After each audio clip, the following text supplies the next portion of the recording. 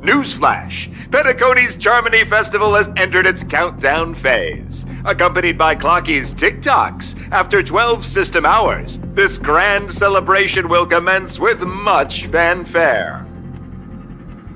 I already told you! We can talk things out! I'm sorry, Fluffy. I really have something urgent to attend to, so I had no choice but to resort to asking this favor of you all. Since you already know what you're doing, I'll also have to remind you of its risks. Hey, partner, what's with the hostility? I thought pulling this thing out was just a way of saying hello. For the last time, state your identity and purpose. My name's Boothill, and I'm a Galaxy Ranger. A Galaxy Ranger? You look like you seen a ghost. Did you think we all went extinct? Well, that's the price you pay for being off-grid for too long. The righteous heroes of the hunt would never hijack the Astral Express. I ain't hijacked anything. What, chatting with someone while holding a gun is considered a hijacking? It probably is. Pardon my frankness, but there are plenty of rumors in the cosmos regarding the Galaxy Ranger's current status, and none of them are pretty stories.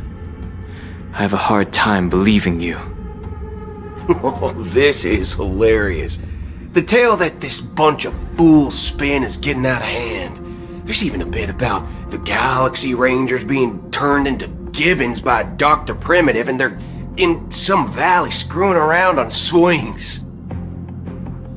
Of course, I know you won't believe me, which is also why, similarly, I have a hard time believing that you're the real Nameless. See the bullets in this gun? 9mm, an eternal classic. I may need the Astral Express's help right now, but if you're an imposter just like that one, then this bullet might just end up in my head.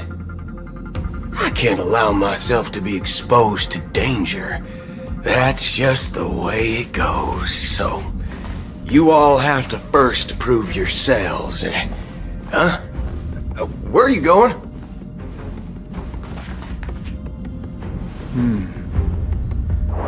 Recognize this? It's a model fudger. The Jade Abacus of Ally and Oath. The CN Joe really gave this to you guys? Model fudger? This is the Jade Abacus gifted to the Express by the Shenzhou Luofu's general, Jing Yuan. Its presence on board serves as the Shenzhou Alliance's official recognition of the Express. Is that enough? Not bad, kiddo. And across these sprawling stars, a gentle squeeze is all it takes to rustle up a whole legion of Cloud Knights. Now, I reckon that'd be one fudging sight to behold. Now it's your turn. Been ages since the Galaxy Rangers had the spotlight shone on them. We ain't equipped with such fancy gadgets, but I've been around the block enough to know the way to handle these types of situations is easy as pie. Alright then, feel free to toss any questions my way. Let's see if my answers can't turn your trust. If your gut tells you otherwise, still ain't too late to show me the door. And why would I play along? If I truly am a real Galaxy Ranger, you stand to lose nothing. Alright then. Tell me, what kind of organization are the Galaxy Rangers? Oh, my friend, this question is a hard one. I don't think I can even consider us an organization to begin with. Everyone's on their own fated path along the hunt, with their own resolute sense of righteousness and not so welcome among such so-called universal values. This reply does not instill trust, and only makes your predicament more precarious.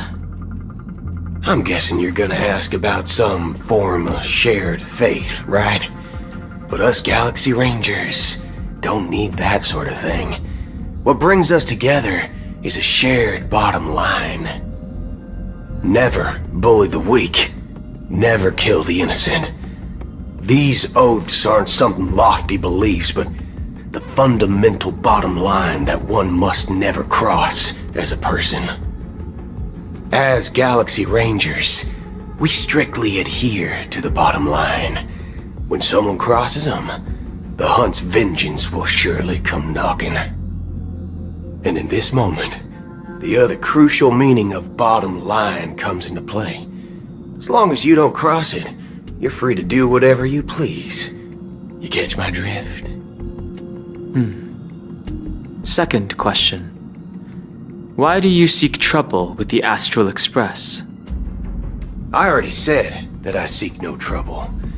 I must go to Penacony for a matter. But I don't have an invite. And I can't even enter the family's hotel doors. If only I could borrow the Nameless's identity. The entire cosmos knows you're guest of the family. Aren't the Galaxy Rangers also esteemed guests? Oh, you've hit the nail on the head. This is why I'm here. It's fine if I tell you. The Rangers are pursuing an imposter. A son of a nice lady posing as one of us. She's on Penacony right now. My informant is a memo keeper. She's the same as all mimetic organisms, appearing one moment and gone the next. She scares the fudge out of me. Still, she gave me some vital info. That Galaxy Ranger imposter. Who is it? Is that the third question? Is it a hard question? It isn't. Just that you might not believe me. That person calls herself Acheron, and according to our informant, she could be an emanator of nihility. That's impossible. That's what I said. Don't worry. When I first received the news, I had the exact same reaction as you. IX never gives anyone so much as a first glance, and that's perfectly normal. What reason would they have to bequeath strength unto mortals? Then you must know that emanators can also conceal their own identities, which, for many people, it's better that way. Otherwise, there'd be wanton bloodshed across the cosmos, or even, perhaps, turning their back on the path they're supposed to follow. I had the good fortune of running into an elation emanator. Its appearance was no different than that of those clowns. If it weren't through sheer luck that I got it drunk, I would have never known of its eminent status. Even in the purest hunt, you'll find the Xianzhou Alliance under the spotlight and Galaxy Rangers lurking in the shadows. Paths are inevitably concepts created by people and exist in planes beyond our understanding. To reckon that nihility emanators don't exist, well, maybe we just ain't nihilistic enough. So, do you understand now? Your companions are in danger, and it's pretty harrowing. If you don't want to believe me, you'd best send a message to them, but I'd advise you to move fast. We don't know what's happening in the dreamscape or how much of what the memo keeper said is true. And that Acheron, who knows what she intends to do. Join the Elrinell network. Level up now. I don't intend to do anything. That's not up to you. Did you know? People who come to the land of dreams for the first time, they'll subconsciously stop to reaffirm that they're still walking on solid ground. And then they will unanimously raise their heads to gaze at the sky. Be it reality or dream, staring at the sky is instinctual for humanity. Since the day that the golden hour was completed, it's always been there, watching over every single night of decadence. But now this night sky has been mercilessly severed, dyed with the mist of nihility. And this whole event happened within the course of a single slash of a blade. A single slash of a blade isn't really accurate. It was actually 2 blades, just that the second one was faster. That's not the point. Many guests who weren't supposed to be invited have gathered at this banquet. Even if the harmony is all-embracing, I have no choice but to show some of them the door. For the sake of Penacony and the peace. The planet of festivities has no place for you, a puppet of nihility. Those who live in the shadows do not bear the right to tread the illuminated stage. Speaking of living in the shadows, there's probably not much difference between us.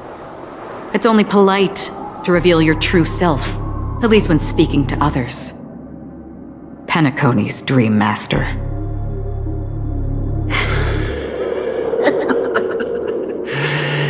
That's just another reason that you can't stay.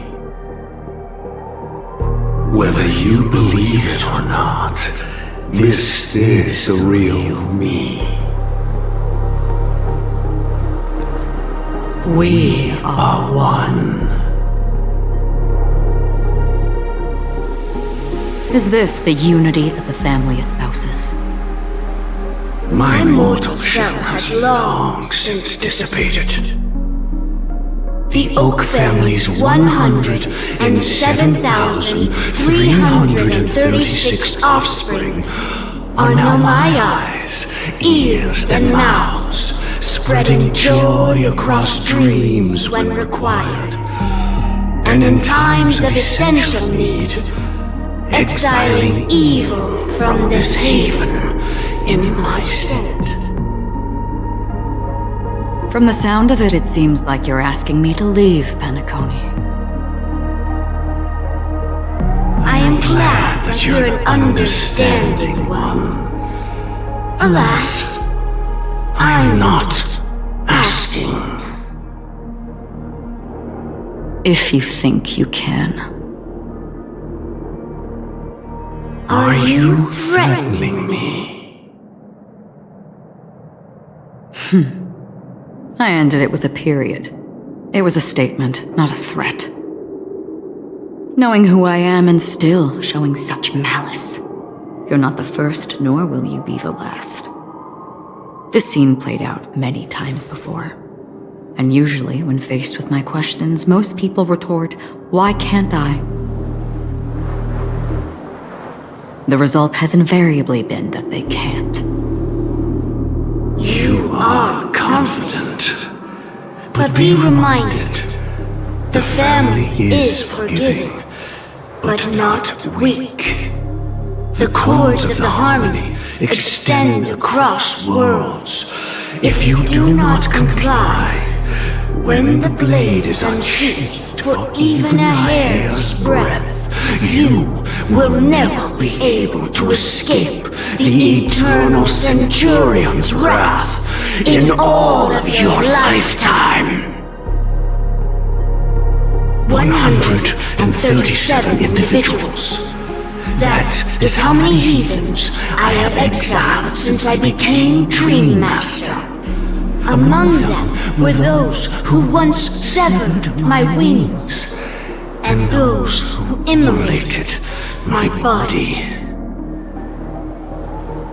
And here I stand again, about to add another mark to the tally. And you will die. I mean, all of you will.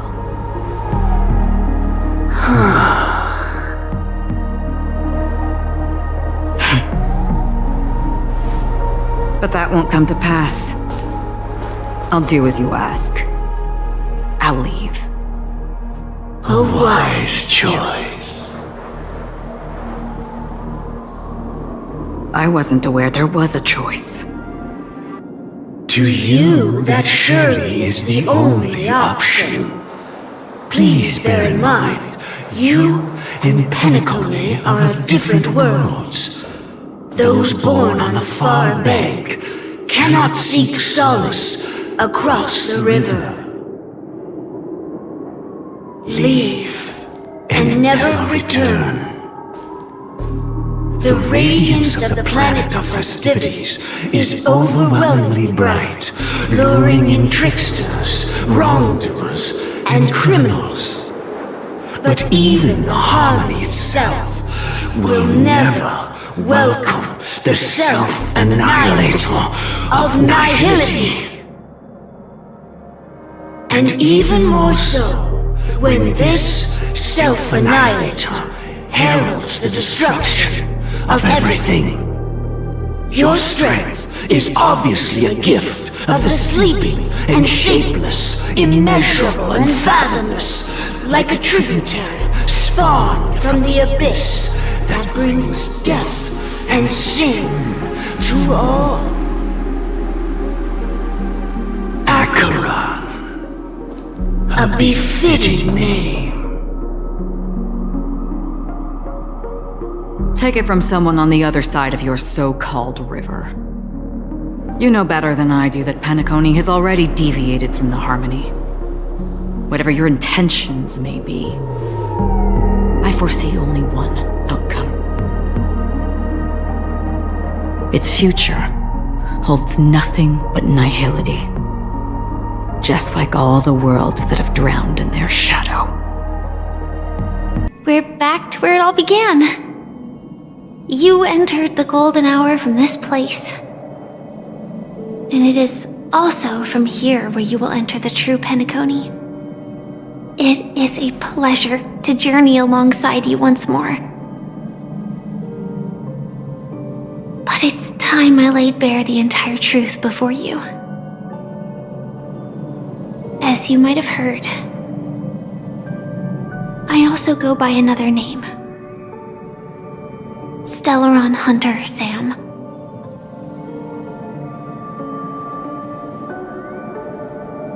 I'm fine. Sorry, I hope I haven't scared you. I know you have many questions. Do you remember when we encountered death in that strange dreamscape?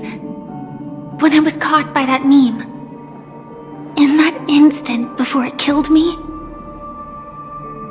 I saw the reflection of another dreamscape in its ghastly pupils. So, following the clues in the script, I came up with some theories about the meme. That's why I instructed Silverwolf to issue invitations, drawing everyone to the Dreams Hotel. I intended to call upon death before you arrived, to solve the riddle using more direct means, and then invite you to join. However, contrary to my wishes, I couldn't defy the script. And I didn't get a chance to explain it to you. It is how you see now. I was impaled by the bladed wings of death. The heavy pressure of concentrated memoria miasma exploded in my mind as if it was actually reality. But after the momentary numbness subsided, I found that my body was absolutely unscathed. I was still alive. And it was just as I thought. I had arrived at a place starkly different from this beautiful dream. Beneath the dreamscape of Penacony lies another, more chaotic, more primal memory zone. Its name? Land of the Exiles. And so, then I returned to the hotel in the dreamscape, hoping to tell you of its existence. Yet I could not reveal my own identity. So, I could only divert your party's attention and lure you away from the battlefield. And after all my attempts proved futile, it wasn't until not long ago when a crimson blade of light shattered the high wall of the dream, causing you all to fall far into the abyssal depths of the dreamscape, that I was able to awaken you and your companions one by one. And that's it. That is all that's happened so far. I know it's tough to believe all this without reservations. I just want to say, you are very close to the final answer. Just one more thing needs to be done. And then I can prove it to you. Now, let's leave this place. Please close your eyes. Take a deep breath and visualize the dreamscape's outline in your heart. And remember, you must not open your eyes at all times. 3, 2, 1. Don't be afraid. The one who has come to greet us has arrived.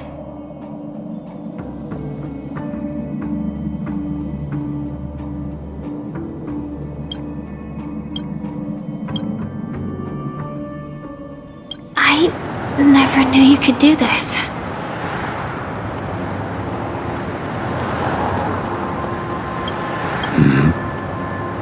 Do you have a driver's license? I do. That is surprising. Why? Because this is Japella, the city of sins? No, it's nothing. I'm just thinking that you haven't slept in 20 system hours. Are you sure you're okay? I'm fine. I'll survive. Same goes for you. I'm not so sure about that. Slow down a bit. Infiltration is over. Feel free to activate Sam anytime you like. There's still some time before the next part of the script unfolds. Let me stay a little longer in this body. Such a long tunnel. Didn't feel this long when I set off. In half a system hour, it will lead us to Kafka. And then comes the downfall of the Japella Brotherhood. Is that also part of the script? It's in your script too. Sorry. I didn't notice. Their destiny won't change just because of your selective ignorance. I told you before, it's a bad habit. What about you then? Is this the moment you finally find the death you've been looking for? As always, it's a blank slate. It's not on this planet. Why the sudden inquiry? Because I'm currently in a car with a sleep-deprived driver. I just want to get there in one piece. This car has full self-driving capabilities. I'll just put my hand on the steering wheel. Will that do? Hey, don't take everything so seriously. Elio would always say there's only one type of destiny. The inescapable type. He can see the future, and we, likewise, are aware of our predetermined end. But before that moment arrives, we can still choose what we do. We all have this right, don't we? After today, Japella's name will disappear from cosmic history, and the Everflame Mansion will take its place. In the not-too-distant future, you'll receive an invitation. That's your next stop. Land of the Dreams. Penacony. I hope you find whatever you seek there. Be it answers or salvation.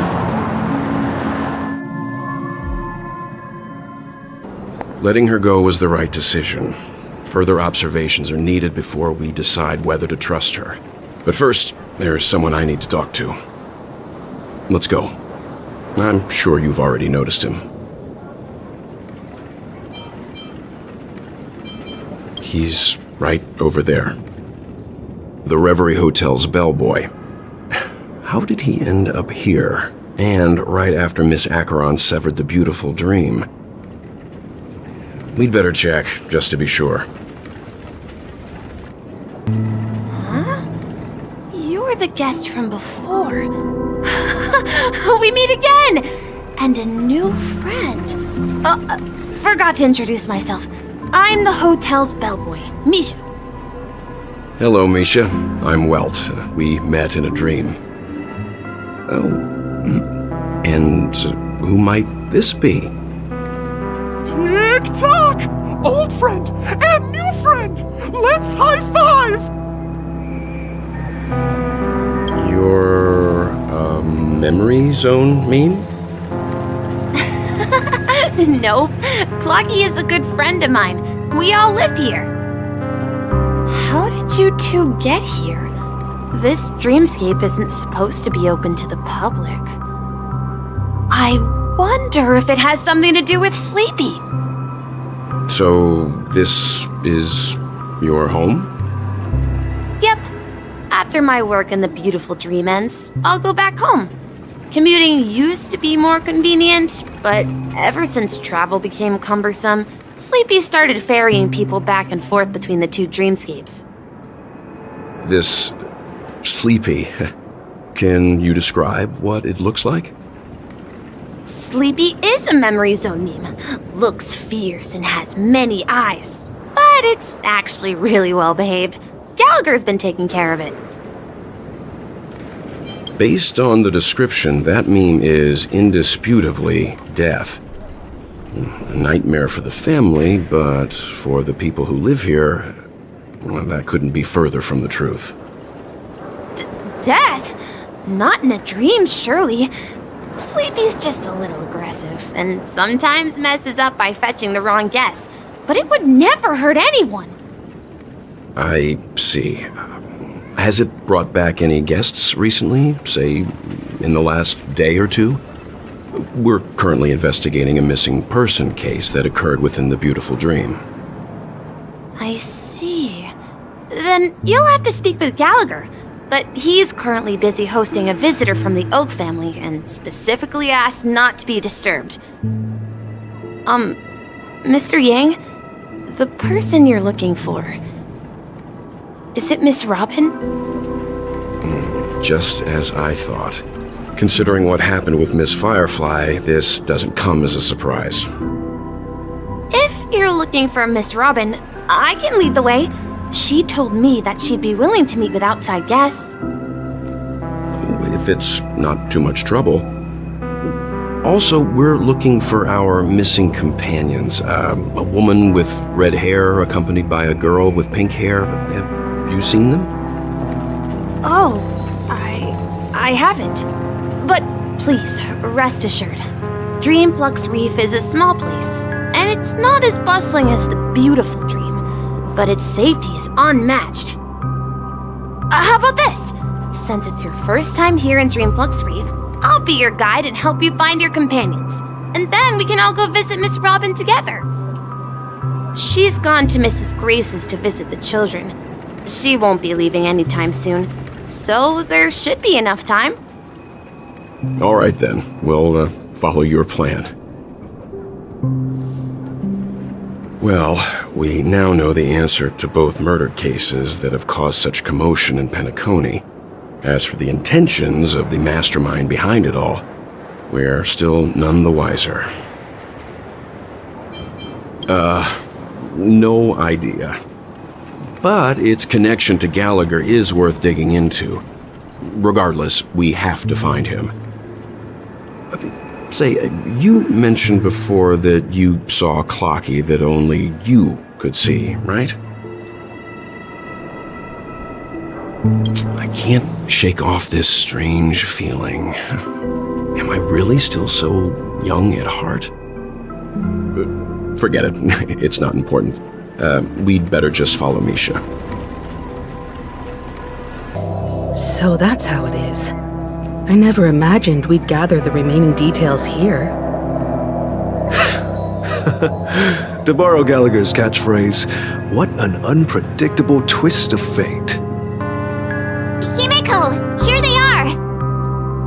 Ah, perfect timing. Now that everyone's here, I'd like to introduce everyone to Micah, who's partly in charge of the Land of the Exiles. Micah, these are my companions. It's a pleasure to meet the Nameless. You know us? I've been keeping an eye on you since the day you arrived in Penacony. We would have met under more appropriate circumstances if Dreamflux Reef hadn't been isolated from the 12 dreamscapes. Please, allow me to formally introduce myself. I'm Micah, the Gravekeeper of Dreamflux Reef. Gravekeeper? Life in Dreamflux Reef is pretty liberating. Everyone here mostly keeps to themselves, without meddling in others' affairs. My daily task involves cleaning a few tombstones.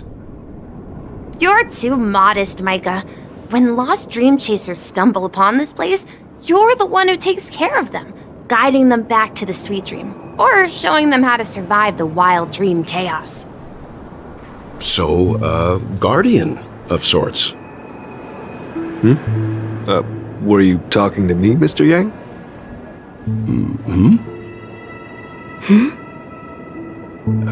On that note, Mr. Mika, which tombstones are you referring to? We didn't come across any graveyard when we arrived. They're actually just symbolic stones. But since you're curious, Mr. Yang, I'll take you there. I have a feeling you might find something of interest there. But before that, you have an important guest joining you. This is the monument I mentioned earlier. The names inscribed on it should be familiar to all of you. Rosalina and Tiernan. When Penacony was known as a frontier prison, it was the Trailblazers who connected it with the stars. They were the heroes who saved Astana, and their names deserve to be immortalized, not just on this small stone tablet, but in the annals of history for all of time. However, today, the planet of festivities is nothing but sweet dreams. That heavy piece of history is all a distant memory, just like that prison. If their names are inscribed here, then that means... According to Micah, they died long ago. Rosalina was killed during the War of Independence. She ventured alone into the heart of the star system to investigate the flow of Memoria, but she never returned. Tiernan was a skilled gunslinger, strong and reliable. He led the people through countless battles, but he didn't live long enough to witness the arrival of true peace. In the decade following the war, Penacony faced challenges internal and external.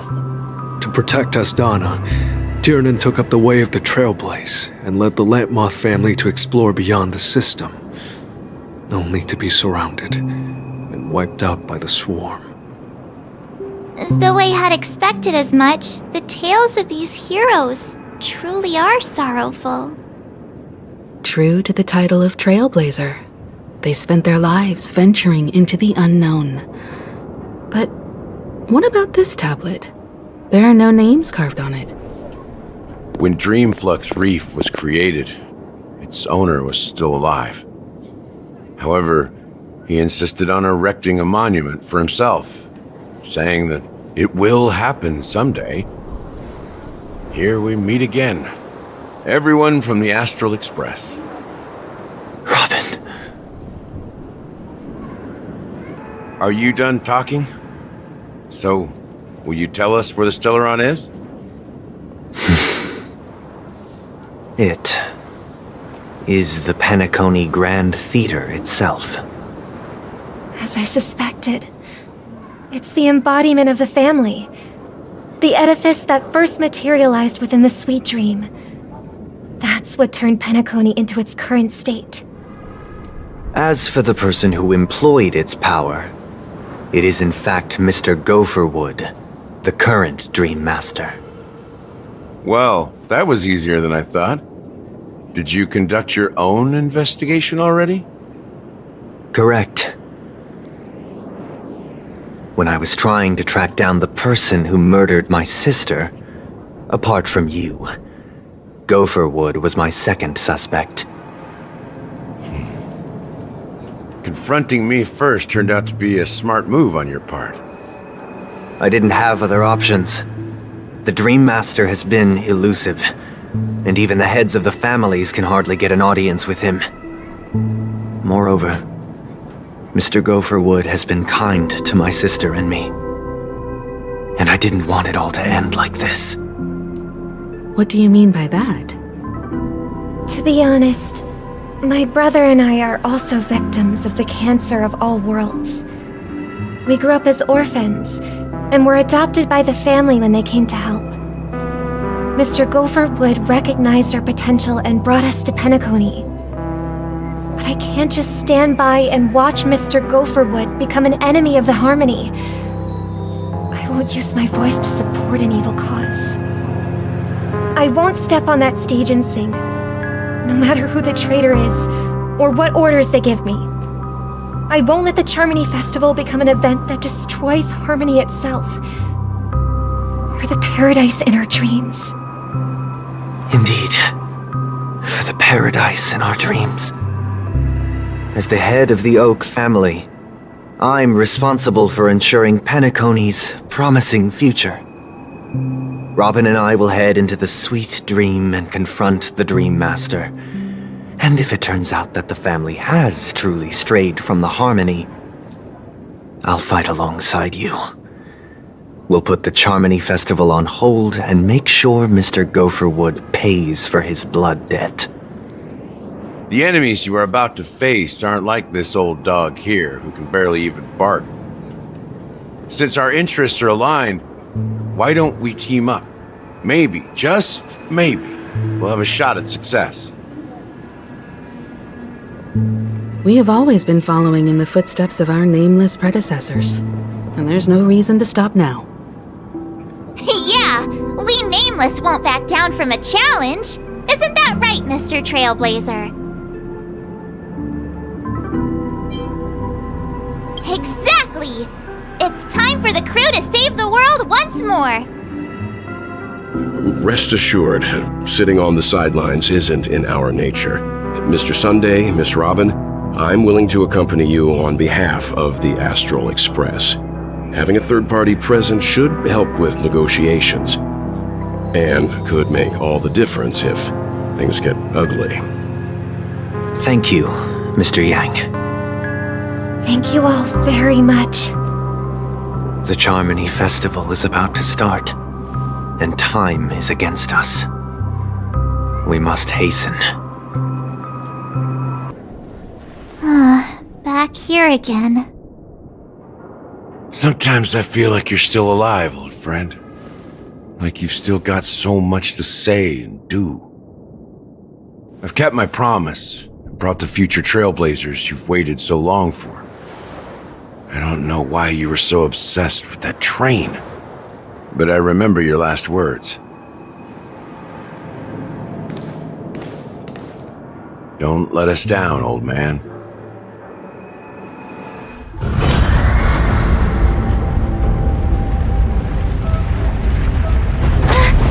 What's happening?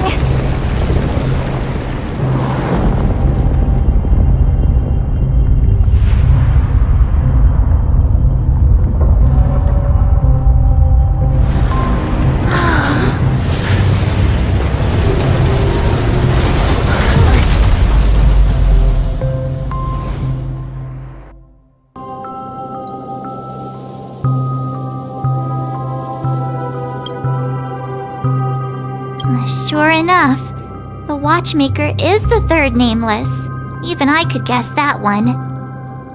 The legacy he left behind was a dream bubble. I believe inside that bubble, there's something that holds meaning only for the Nameless. After all, when I checked its contents, I found nothing inside. Maybe some Trailblaze runes? Even more mysterious than me. Well, let's have a look.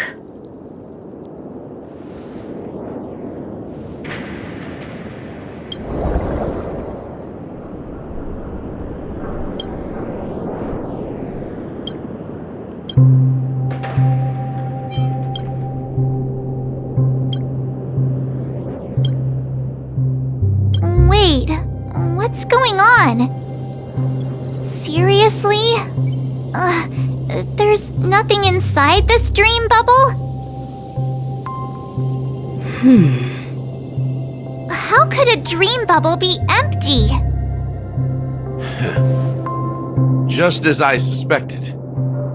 That old man always had this strange belief in the Nameless and the Trailblaze, and I never understood where he got that confidence from. Especially since he never managed to get in touch with the Express while he was alive. I could never figure out what was going on in that old man's head. But this empty dream bubble is so typical of him. He was always full of weird fantasies and incomprehensible romanticism. That mischievous old man. Well, I didn't expect him to leave anything concrete behind anyway. Don't think that's the case, Gallagher. I'm sure Mikhail has left us the most precious thing of all. Don't start getting all philosophical on me, all right? Just as Mikhail believes in the Nameless of the future, we unconditionally believe in the Nameless of the past. How could they leave with regrets for the future when they were ready to dedicate their lives to the land they loved? There must be something contained in this dream bubble. It's just we haven't figured it out yet. You also have faith in the Watchmaker, don't you, Gallagher? Well, I'm a follower of the Enigmata. My philosophy forbids me to have faith in anything. That's why I understand what faith means in the path of Trailblaze. And I also want to know what he left behind. I'll leave it to you guys then. Can I borrow your pet? I need to make a trip back to Golden Hour and check something at the Dreamscape sales store. It's for Mikhail, and for the future of Penacony. You're back? 2 guests just boarded saying they were looking for Boothill, so I told them to wait in the parlor car. Oh, just in time. 2 guests? Yeah, or 2. Look, we welcome all passengers on the Astral Express, but sneaking in like that, you have no regard for etiquette. My apologies, Conductor. It was an oversight on my part. I assumed you were already acquainted with the garden. Given the chaotic situation in Penacony, the Nameless are the only ones we can truly trust right now. You are the Memo Keeper. Pleased to meet you, Dan Hung. I've seen you in others' memories. And as for Boothill, this is our first face-to-face meeting. I hope you enjoyed that bottle of Astana's White Oak. You sure have a refined taste. Finally, Memo Keeper. Well, let's cut to the chase. Spill everything you know. That's precisely what I intend to do. But before that, please allow me to introduce myself. My name is Black Swan, and I serve the Garden of Recollection as a Memo Keeper. As for Acheron's story, I'm sure she knows it better than I do. Greetings. I'm Acheron. What? You Garden of Recollection shirtbag! You betrayed me! I apologize, but she did that at my request. Due to certain reasons, I have been exiled by the family. Thankfully, this Memo Keeper came to my aid and helped me escape their surveillance unnoticed. To be honest, it was more like stalking than helping. And the process was far from unnoticed. But we did escape. I asked her to guide me to a place beyond the family's reach and to contact a few trustworthy individuals, namely all of you. Trustworthy? Son of a nice lady. You think I'm dumb or something? How about this? I'll put a few bullet holes in your head and see what secrets spill out. Then, we can talk about trust. It doesn't have to be like that. I'm willing to answer all your questions, but not right now. If my cover hadn't been blown, we might have had more time, but at the moment, we don't have any other options. No other options? What do you mean? This is the only way I can ensure everyone's safety. I kindly request an immediate warp jump out of the Astana star system.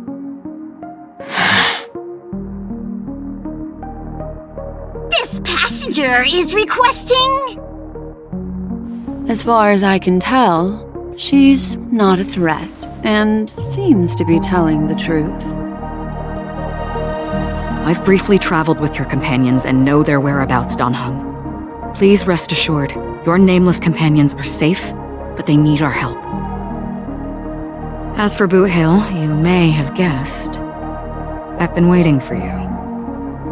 Galaxy Rangers are known for their elusive nature and limited contact with each other, so this was the only way I could reach out to you. Only by doing this can I find a true Galaxy Ranger and fulfill a long-standing promise. To return his relics to their rightful owner. Someone once told me that every rainfall is like a gift from the heavens, a sign of their mercy upon the world.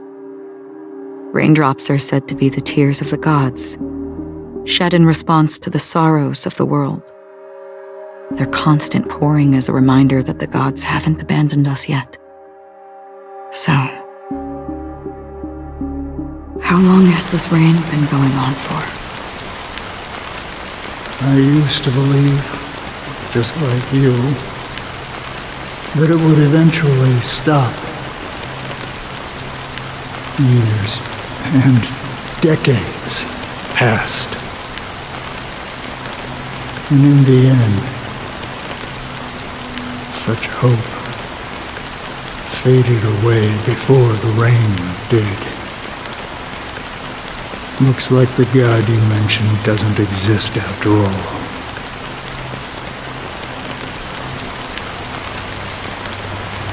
Well,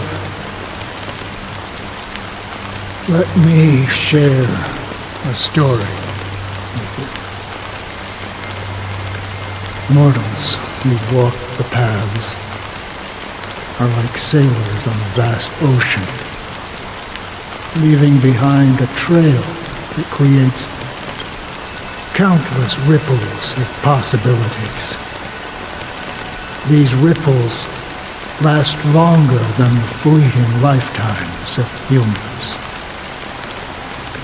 And for some, their presence leaves such a strong mark that it's reflected in the waves.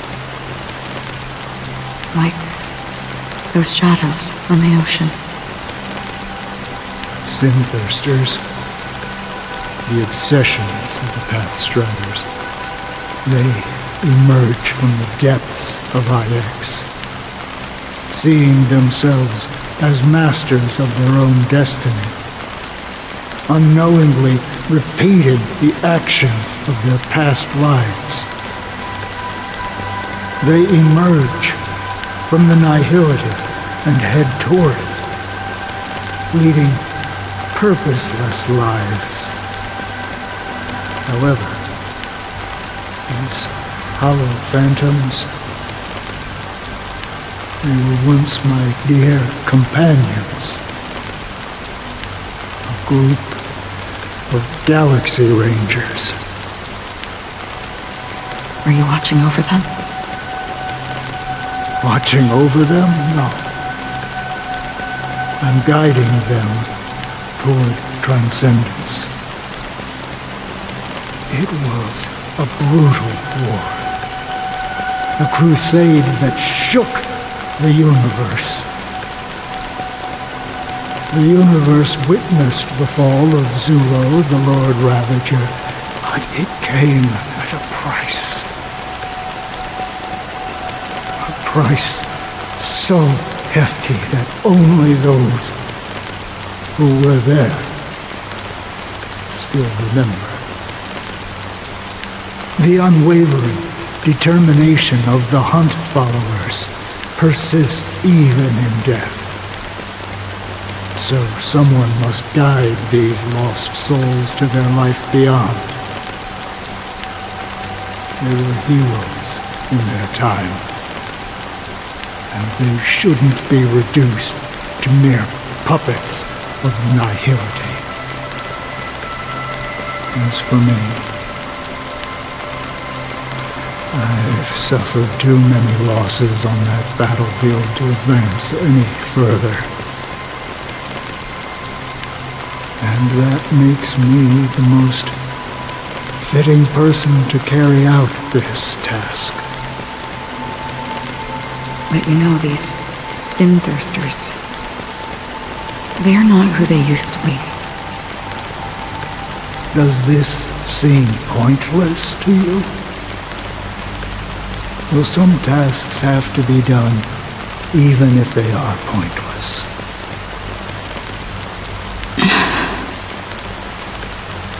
I can help you. For what? For the meaning of the nihility. That's what I've been seeking. I see. After all, this realm is off limits to ordinary souls, right? Thank you, stranger. I wish that you find what you seek. Before we part ways, I have one more question. It is true that their actions and even their entire lives may seem pointless from our perspective. But if, and it's just an if this is what the departed ones expected, should we try to change it? A good question, and a profound one. I don't know the answer. What I do know is that one day I too will pass away.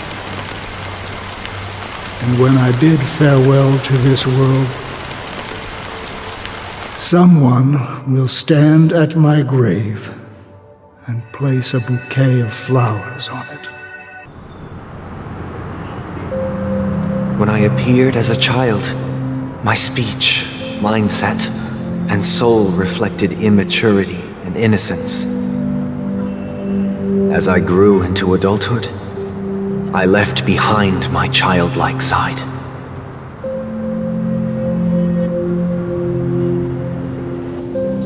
I humbly request your blessings, esteemed advocate of Shipe. Come to me, my kinship. I have sought their presence with us. As you wish. I have faithfully served the Alfalfa family for nearly a decade, promoting the path of the harmony to the best of my ability. However, I made a mistake yesterday. While I was preparing dinner for the family head, I accidentally dropped a prepared dish on the floor. Out of laziness, I lied and claimed that everything was ready. Although the head has dismissed me as punishment, it has been tough to sleep with the guilt still gnawing at me, as I worried that the seeds of evilness may have taken root in my soul. So, I confess to you now, to seek atonement for my sins. Do you sincerely repent and vow to change your ways? Yes. Have you examined your soul and confessed all your sins? Yes. Are you willing to accept the process of atonement? Yes. Very well. Show your dedication and goodwill to the family, and you shall be reinstated among them. Now, please, leave in peace. Oh, praise Shipe. And thank you, esteemed advocate. Next, please step forward. I wholeheartedly confess to you. Please, pardon my sins. Rest assured, I have implored their presence to be with us. As long as you are sincere, absolution will be granted. Oh, great. You know, I arrived in Penacony as a stowaway. I sold everything to get a ticket. My house, my land, and my 2 children. I see. Please, go on. My children were starving, and I hoped they'd have a chance at survival if they became slaves here. If I can strike it rich here, I'll lift them out of that situation and give them the life they deserve. But the Bloodhound family got wind of it. They're on my tail, hunting me down. I thought I could bring my kids here. It was all my fault. All my fault. The family is ready to forgive all sinners. I'll ask the Bloodhound family to cease their pursuit. You don't need to live in fear anymore. Oh, thank you. Thank you. I'll work my hardest to redeem my children and make them part of the family. Praise the harmony! Next, please step forward. Hey! Long time no see, Mr. Sunday! The most esteemed individual in Penacony, and the next leader of the Oak family, right? I have sought their presence with us. Let us proceed. Sure, let's just get this over with.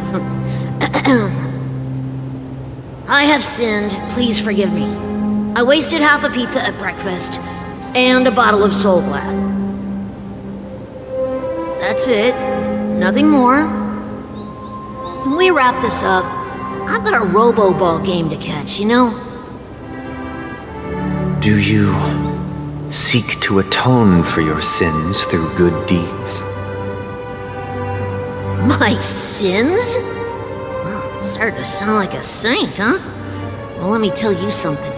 Neither the family nor you have the right to judge me. You think nobody knows what your precious family has done? About the watchmaker? Huh? Don't kid yourself, Featherbrain. Those dream chasers might be fooled by your act, but don't fool yourself. Before you start spouting off your holy verses, answer me this. Where does the power of the Oak family come from? And your power? What makes you think you can sit there all high and mighty, looking down on everyone else? Well, I've spent enough time in confession today to enter the Harmonious paradise, right? Then I'll take my leave. Good luck with your election, and don't make me regret my investments in you.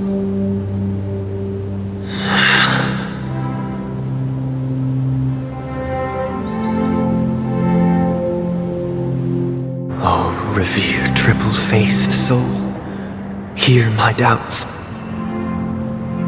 Who can judge the strong when their power hides their crimes? Who can vouch for the weak when they will pay any price to survive? Who can comfort the purest souls when even they get led astray? If the strong defending the weak is truly the foundation of paradise, then who is responsible for the suffering and anguish in this wretched world?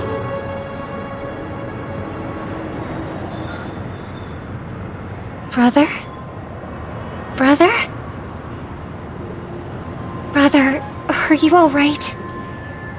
I'm fine. I've been working long hours, and I just made a trip to Dreamflux Reef and back. So, I'm a bit out of sorts. But it'll all be over before we know it. You've been working non-stop on the Charmony Festival, Mr. Sunday, and no one could have predicted this incident.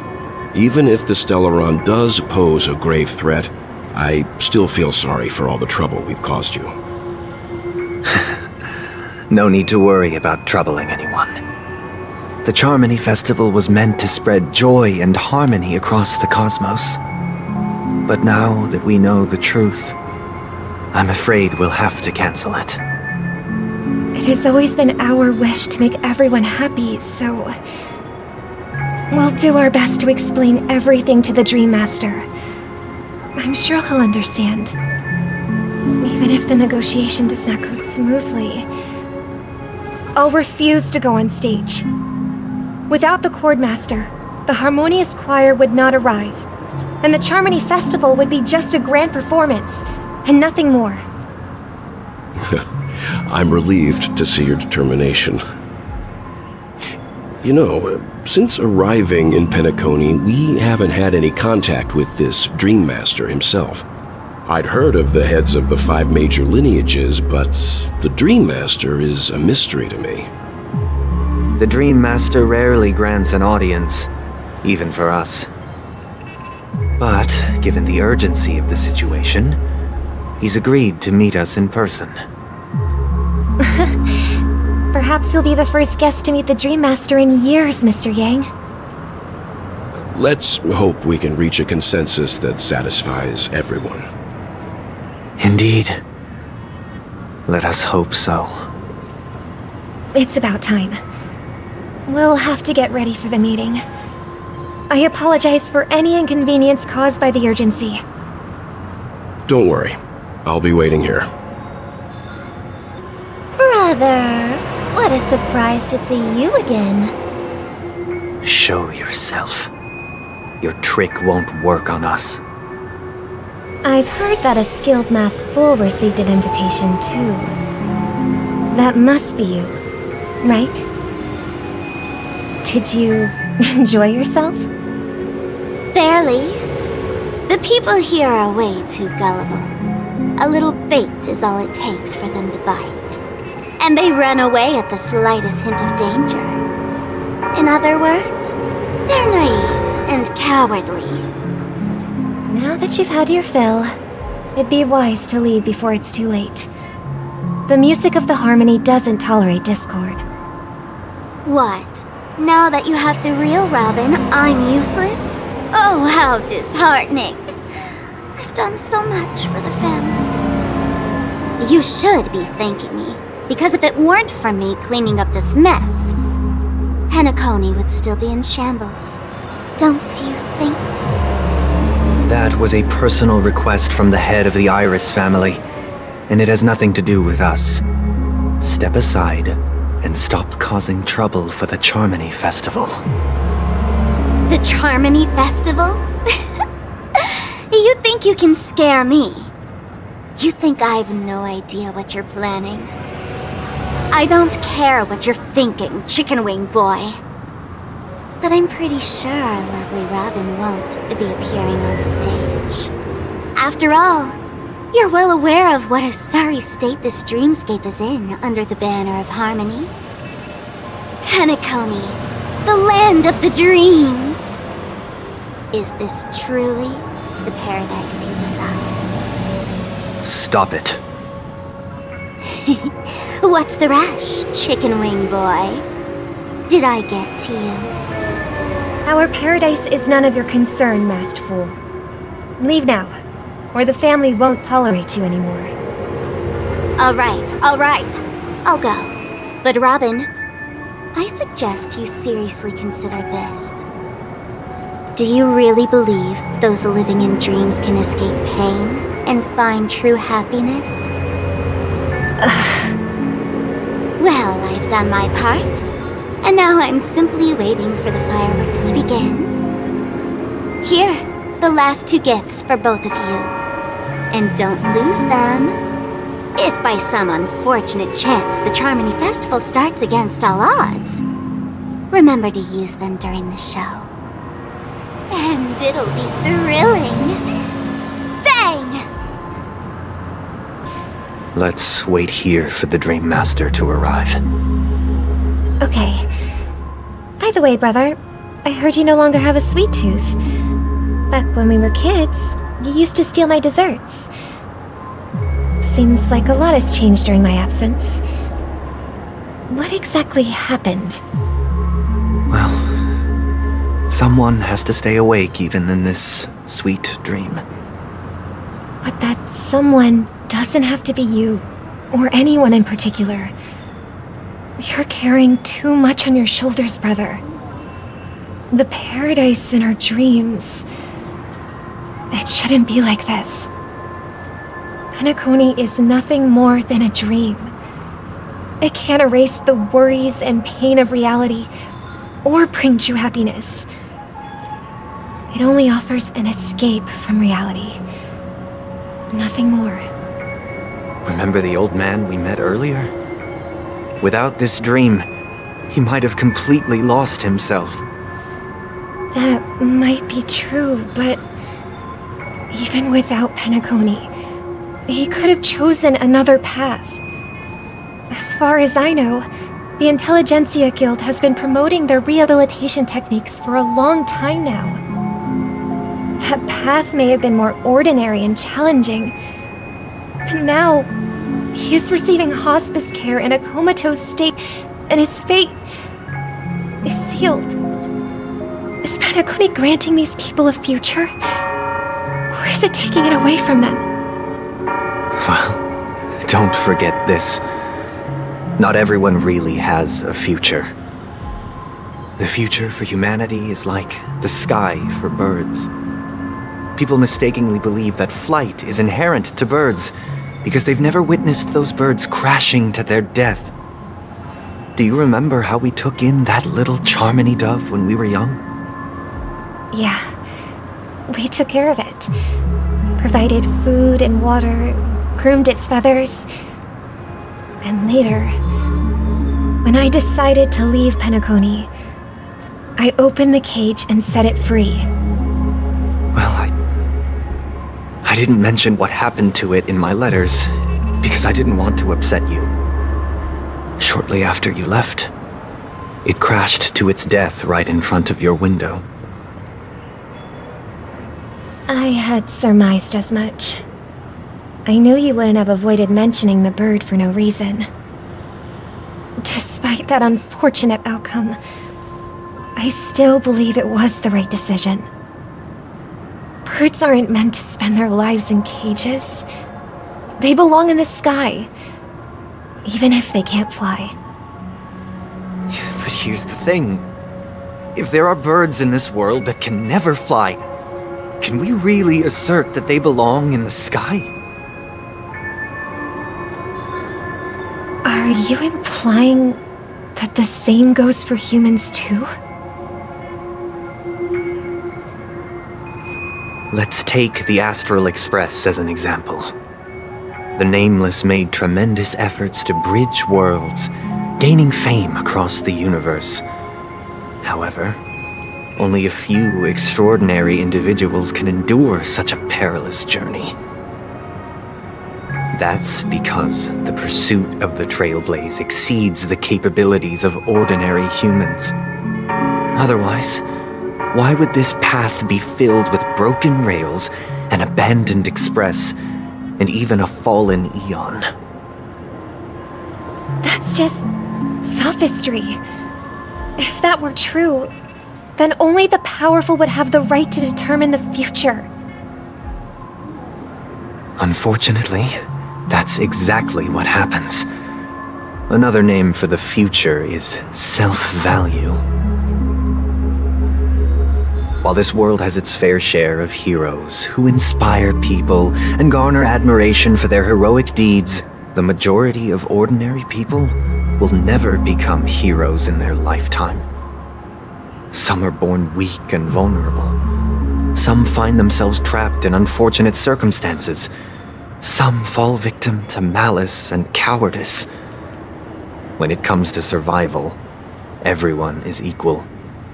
And the weak can only watch as their value gets constantly diminished by external forces. That's why we should care for the weak and support them as if their suffering were our own. That's what the Odes of Harmony have always taught us. While the Harmony holds noble aspirations, the strong will always be strong, and the weak will always be weak. Even in this carefree dream. Human nature contains greatness, but it also harbors inherent weaknesses that can't be eradicated. In the end, if people can't even secure their own survival, they won't care about the illusory future of equality. As long as the law of survival of the fittest prevails, there will always be fledglings crashing to their death. But if people don't live for the future, do they merely exist for survival? If even you, my brother, don't believe that the Harmony will save the weak, then which Eon can make our dreams come true?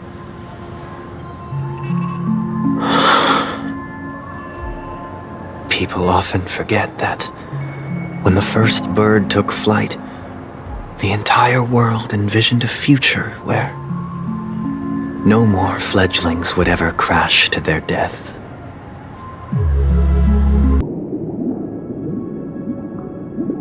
Congratulations to the both of you on becoming the festive superstars of this year's Charmony Festival.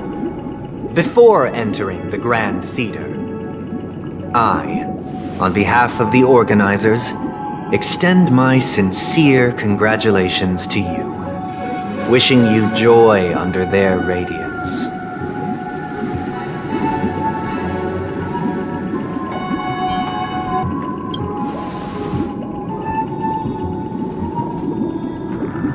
As previously promised, my sister, Mr. Yang, and I have met with the Dream Master.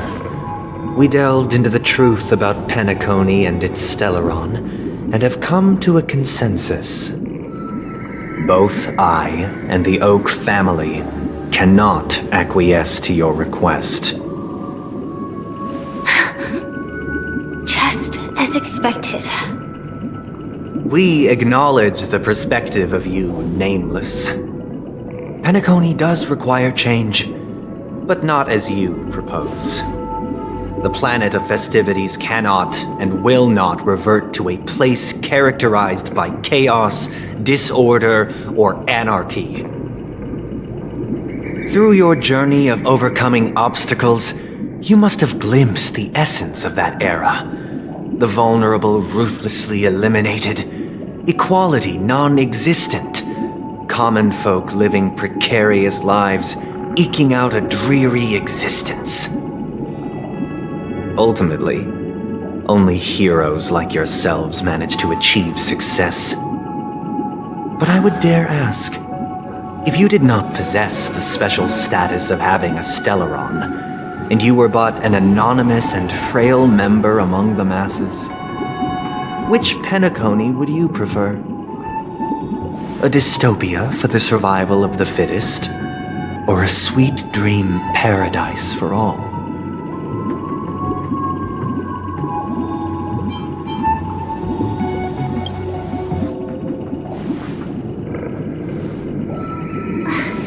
That's not the point!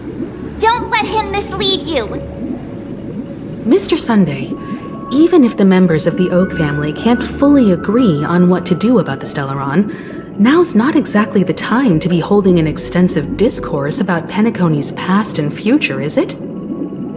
The Stellaron issue concerns the life and death of everyone on Penacony. If anyone has a better suggestion, the crew is more than willing to listen. Also, it'd be best to tell us the ins and outs of that meeting. This way, we'll at least know what Welt and Miss Robin are dealing with, and the reason why they failed to make our appointment. Ah, Navigator. That is precisely my intention. With all present, let's begin by discussing the details of that meeting. Let's talk about our tribulations and choices, our ideals and beliefs, and our final course of action. The only path to take. You mean to say that for the longest time, there have been scoundrels who would use the Charmony Festival that I have bequeathed to the masses as a tool to realize their ambition? Indeed, Dream Master. Once the Charmony Festival begins, the Stellaron's powers, along with the song, will be broadcast across the entire planet of Penacony. And then everyone in their dreams will be unable to awaken. This is indeed surprising to me. The dreamscape is maintained by the collective effort of the 5 families. If someone were to use the Charmony Festival to recklessly disseminate the power of the Stellaron, this individual must hold a position of great authority. Do you have any suspects? I'd like to ask, did you really not know of the Stellaron's existence?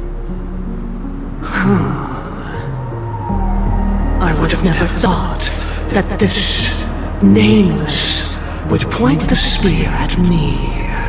Quite astonishing indeed. If I have offended, the Astral Express extends its sincere apologies. But the current circumstances are dire and leave no room for meticulous inquiry. We're doing this out of concern for the dreamscape's safety. So, if you could, please alleviate our concerns. Dream Master, it's just to prove that the Charmony Festival has nothing to do with the Stellaron. If we're being overly cautious, I will return to the stage to offer tribute in song, just per the arrangement.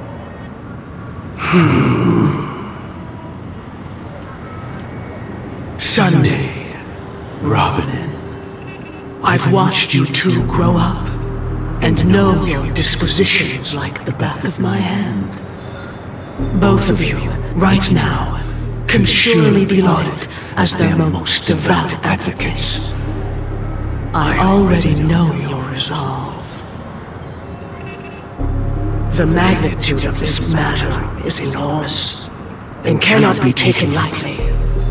Since Mr. Yang has asked with such earnestness, I will personally respond in kind. If there is a need, the entire Oak family will be mobilized to heed your call. Someday, might I ask you to beseech them to cast their light unto me, and question me in their stead, so that no lies may be concealed?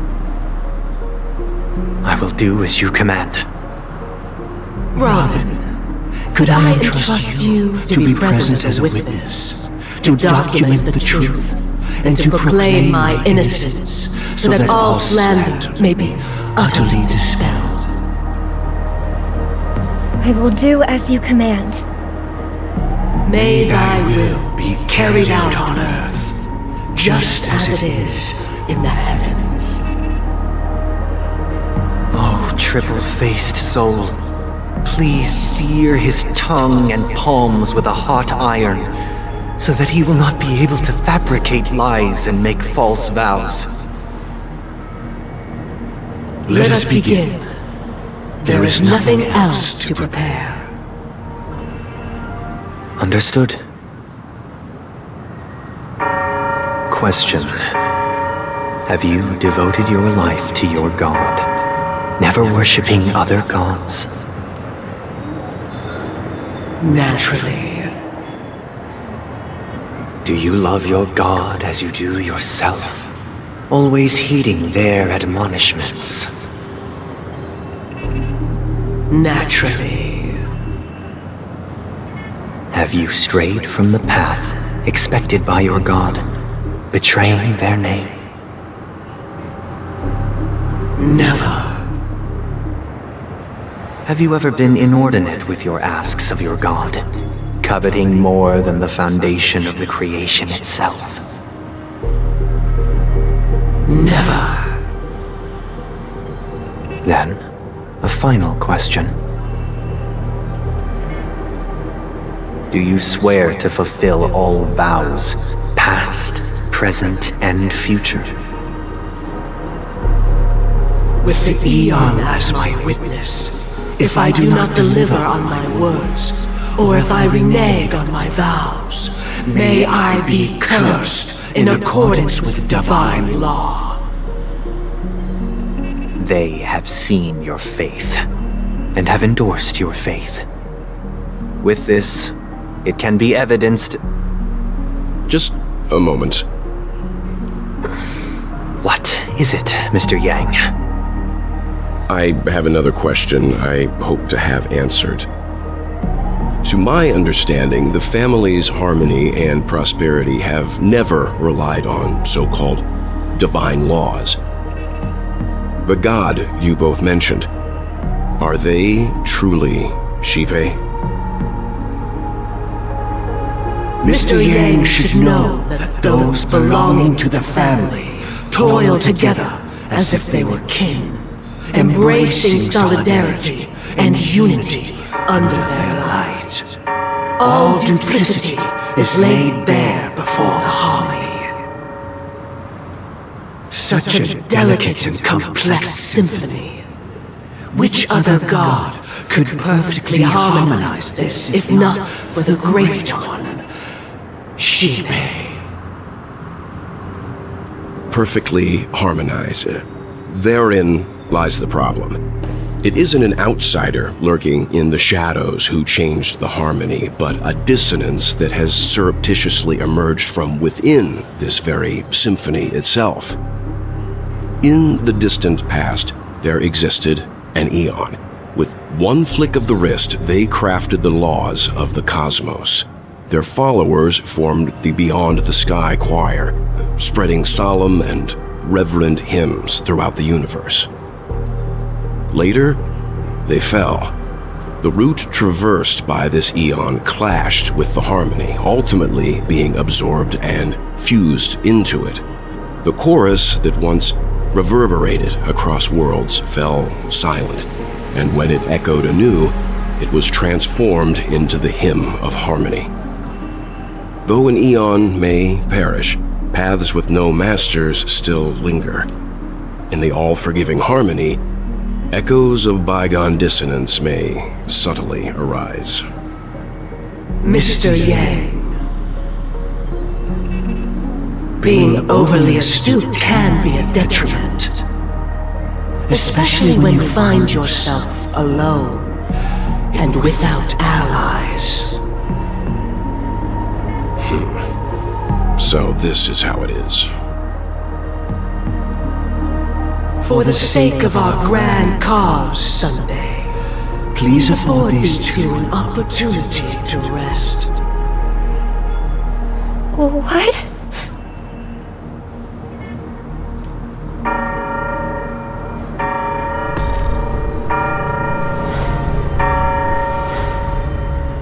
Sorry, Robin. It's just you. I did not wish for you to know this. It's a pity that things have turned out this way. So, this is the true reason I can't sing? The shadow that envelops Penacony is actually... We were never children of the harmony. Our ideal paradise could not have been crafted by Xipe. True bliss can only be guaranteed by the one who transcends the many. Within the foundation of law, humanity establishes civilization, and through harmony, we obtain order. Unbelievable. To think that there would be remnants of the Order on Penacony. What have you done with Mr. Yang and Miss Robin? Don't worry. I just gave them some time alone to ponder their fates. You should know that these actions make you an enemy of the Astral Express. Should we need to stand against the Nameless, it would only be myself and the Oak family involved. But we haven't reached that point yet, have we? Your efforts for the justice of Penacony are evident to everyone and have been widely observed.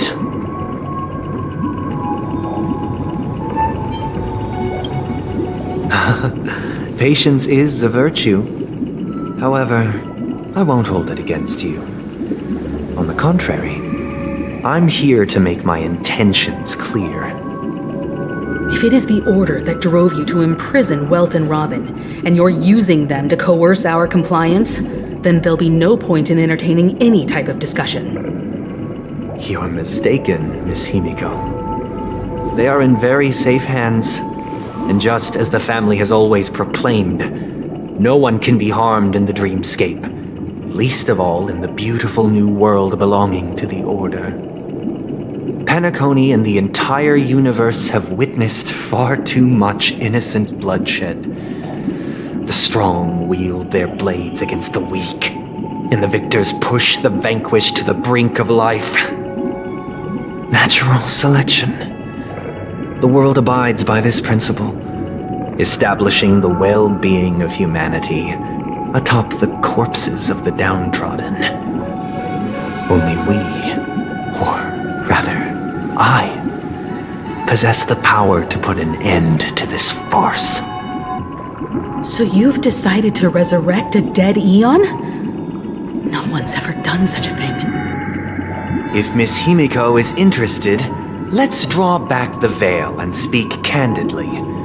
I've always firmly believed that people can understand one another through peaceful means. I'm willing to divulge the unembellished truth as to the intentions of the Order's Pathstriders, so that you will make better judgment for the Astral Express, for Penacony, and for this stretch of the universe.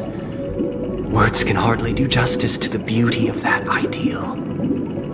So, come with me, everyone. Let us retrace our steps and see once again where this road leads.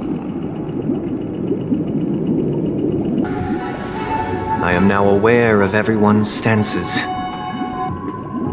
Raising these questions merely serves to illustrate one point. The plight of Penacony cannot be salvaged by the Harmony. The true foundation for a sweet dream paradise can only be established through the Order, where the strong govern the weak. I know the suffering of being tormented, the turmoil of losing your way, how sorrow and even despair set in when matters don't work out. All of this causes me unending pain, because this is not what happiness is at all. We must teach the weak how to live a happy life. And this life isn't some noble propriety that the upper crust preaches, but in definitive terms, a way of survival that belongs to everyone. So what is your definition of living a happy life? Good question. Human consciousness is fundamentally an illusion. A cage known as self-worth. People lured in by this illusion make mistakes, yet still ask that external influences bear the burden. When one mistake after the next permeates the masses, they become impossible to trace. Thus, the amassing of these individual cages culminate to form a prison, a place dictated only by the rule of survival of the fittest. Nature is always accompanied by predation and sacrifice. Its antithesis is known as order. That is what I want to do. Unite people's happiness under the banner of order. They won't need to make bitter choices any longer, nor face the weaknesses of humanity. They can cast aside their primal instincts to build a haven for mankind. Simply describing thoughts is far too abstract, so allow me to provide a simple example. As you all may know, there are societal norms like weekends and long weekends that exist on some worlds. During these hard-earned rest days, people are given the chance to extricate themselves from the stresses of everyday life, allowing a certain tranquility to return to their souls. And it is only on these days that people do not have to adhere to the law where the strong prey on the weak. They can live out their lives happily during these brief intermissions. It's just a pity that 2 or 3 days are still too fleeting compared to the span of a lifetime. From where I stand, society's ideal system should be 7 rest days. Following Sunday, there should ensue a second, a third, and indeed an infinite procession of Sundays. This should be the face of the new world. Idyllic, eternal, peaceful days. And thus, every person can return to their base selves in this utopia. Some gaze in reverence at the stars, pouring their whole beings into calculating the distance between us and the isolated world of Pagana. Meanwhile, some seek refuge in quiet corners, holding one another, unencumbered by the chains of unwelcome obligations. There would be no need to bear the hardships of reality. Only in this way can humanity face the inevitable end with the purest of spirit, living a life of dignity. This is what it is to live in bliss. Miss Firefly, you who are stricken with entropy loss syndrome, you of all would surely understand this.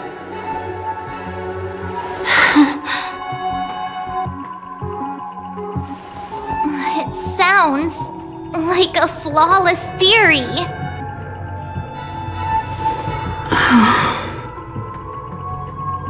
But what is the price to attain all this? The cost is minute, merely a personal and eternal sacrifice. If this paradise is to be maintained for everyone, someone must remain trapped in solitary awakening until the end of the cosmos. Awakening. Which means that this so-called paradise is still a dream. Stepping into this paradise means forsaking reality, correct? It is not forsaking, but transcending. Flesh, blood, sorrow, weakness. If the physical is the root of spiritual suffering, it is only logical that we defeat it. But in this supposed bliss, people won't have defeated their demons. The chance to overcome their tribulations would be forever lost to them. In other words, it is an escape. That's another way of understanding it. But there is no shame in escape. On the contrary, the seeds of escape exist in everyone's hearts. Don't you agree, Miss Firefly?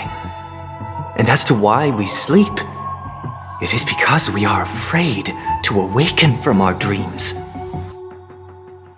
But this is not in conflict with the grand plan.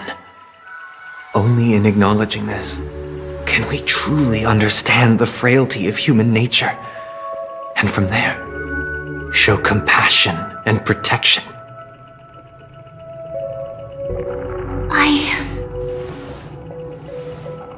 I admit that you are a born leader. Your perspective on humanity brims with pessimism. Yet you express compassion for all, even when your heart pities them. But unlike you, I live for the self. From my perspective, individuals making choices for themselves is their birthright. The want to escape may be innate in the weak.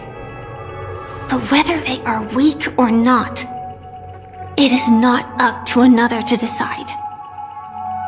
Perhaps in your mind, you also view me as weak?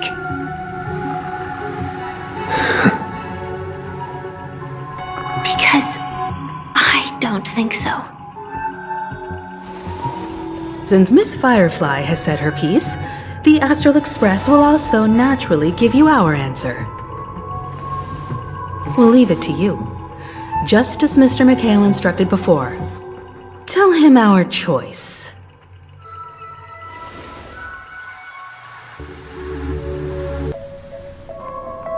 What is this place? Does this place ring any bells, Misha? I don't know, but I feel a sense of deja vu. What is this place? It's the realm within a dream bubble. This was left to the Astral Express by a nameless, but weirdly, when we entered it, it was completely empty. Dr. Edward from the Dreamscape sales store told me that dreams are formed from memories, and a dream bubble can't take shape if its core is empty. So I thought you might be able to help us in unraveling this mystery, Misha. As a hotel doorman, you know Penacony best among us.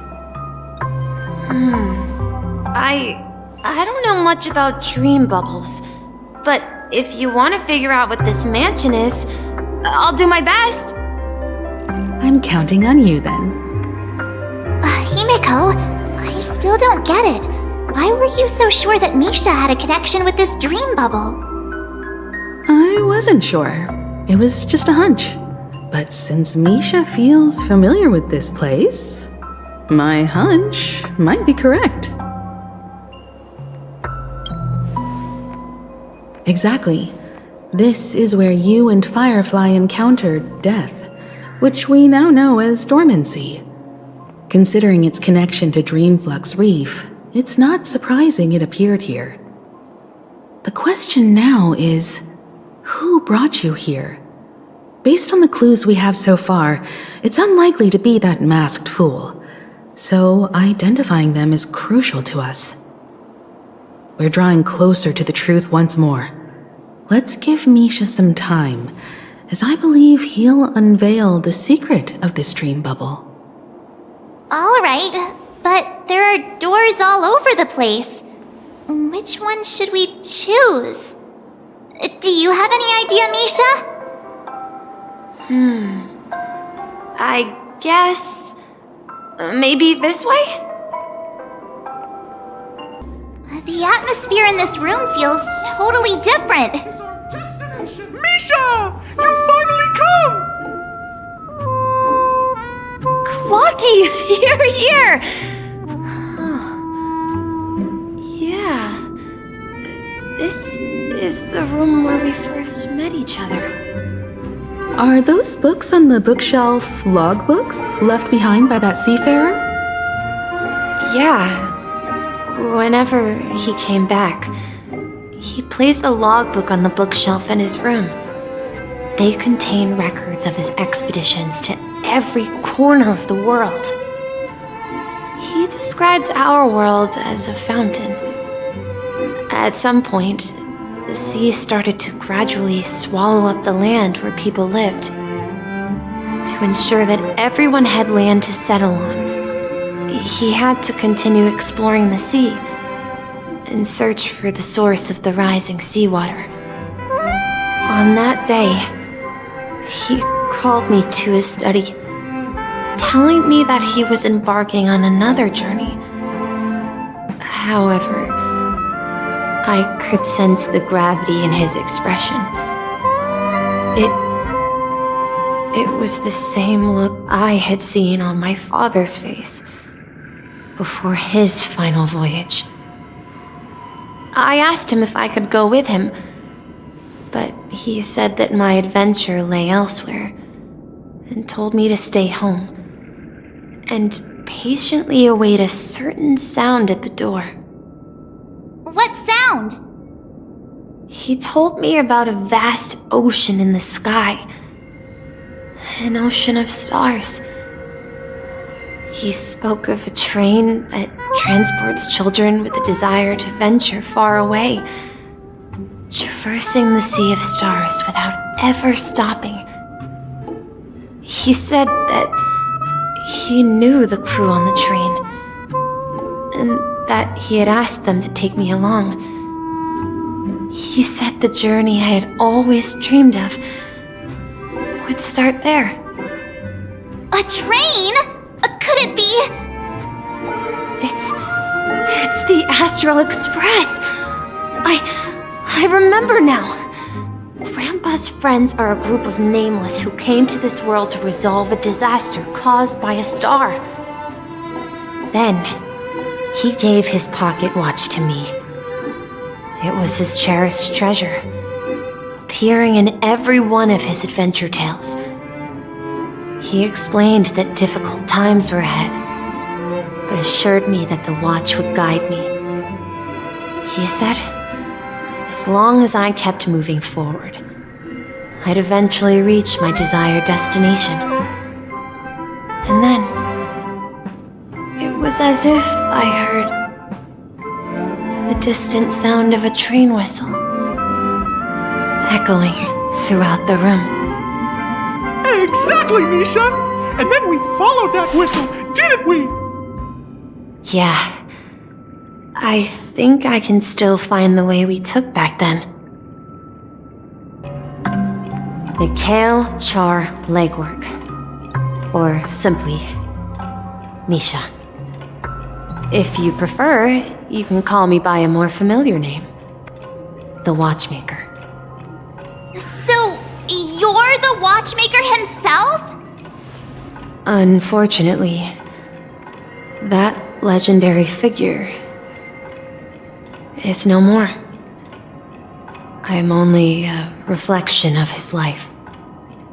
As for the child who has been with you, he's the innocent protagonist of Misha's childhood dream. A friend of Clocky, a young apprentice, and a future mechanic on the Express. And this also marks the beginning of his journey, devoted to the Trailblaze. At the end of the journey, I left this little flame, which I so cherished, in my deepest dreams, hoping to pass it on to the nameless of future generations. However, he somehow left the dream bubble and forgot all about his task. I apologize for all the confusion this caused. Because he was born with a desire to trailblaze, wasn't he? I don't think Misha has forgotten his role as a guide. He remembered it, and that's why he mistakenly appeared as a hotel doorman in his dream from the very beginning. The one who brought our unconscious friend here must have been Misha. If that's the case, we encountered the Watchmaker's legacy from the beginning, didn't we? Well, I have a sarcastic friend who says I always take big detours and end up back where I started. Perhaps that's what every nameless has to go through. But in the end, you found me. I'm sure you're all wondering what my legacy is. I believe my hound has mentioned the Stellaron and my wealth. If I may apologize, the Stellaron part is real. As for my wealth, however, it's nothing more than a baseless rumor.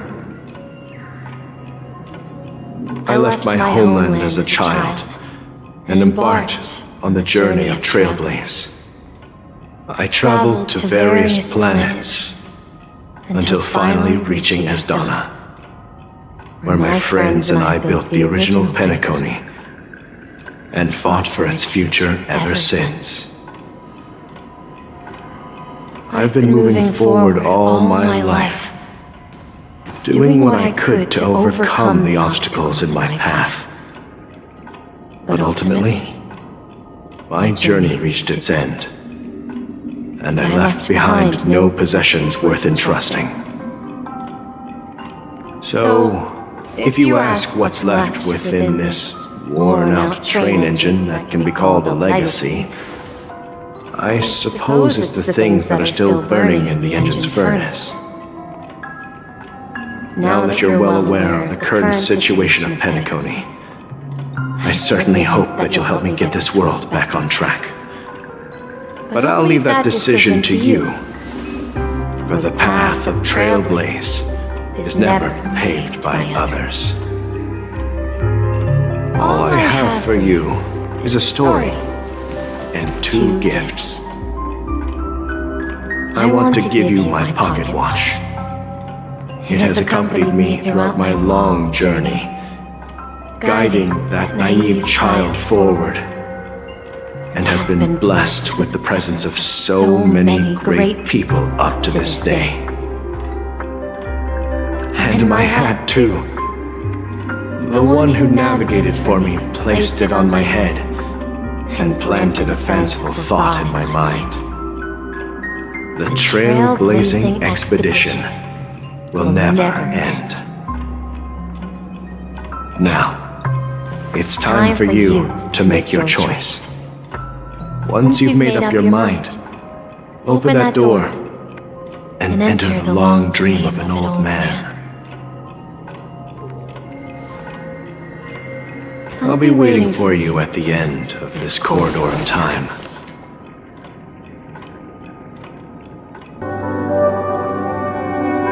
I've traveled far enough, and it's time for a little break. Oh. So, we'll set out again when you're rested? No, I'll stay here. And then, this is where it ends. This is where it ends? What do you mean, Misha? You told me that the Trailblazing Expedition would never end. Yeah, that's what I said. So now, it's up to you to decide your next destination. My next destination? What's that supposed to be? I've been following you. Misha? You're acting weird today. If you're feeling down, we can just do what we usually do. With the clockwork. No, I'm not feeling down. As for clockwork, yeah, it resolves all problems in this dream. So, do you know what clockwork actually is? I'm not quite sure. Well, everyone gets lost at times. They may hesitate and doubt which way to go. That happens in this dreamscape and beyond. But don't worry. Everyone goes through moments of uncertainty and hesitation. Eventually, they gather the courage to make bold decisions. Whether it's calming, joyful, angry, or sad, all they need is a little nudge to take that step toward where they truly belong. I'm leaving that little nudge with you, and I hope you'll share it with others. Such is the essence of clockwork, the will of the Trailblaze. Clocky's hands spin around non-stop, indicating confusion, frustration, and weakness. But ultimately, people still need to move forward. Just like your hands, always pointing ahead. This is where my journey ends. From now on, it is your path to walk. Trailblazing means taking paths your predecessors forswore, and venturing even further. The Penacony in Mikhail's dreams does not belong to Order.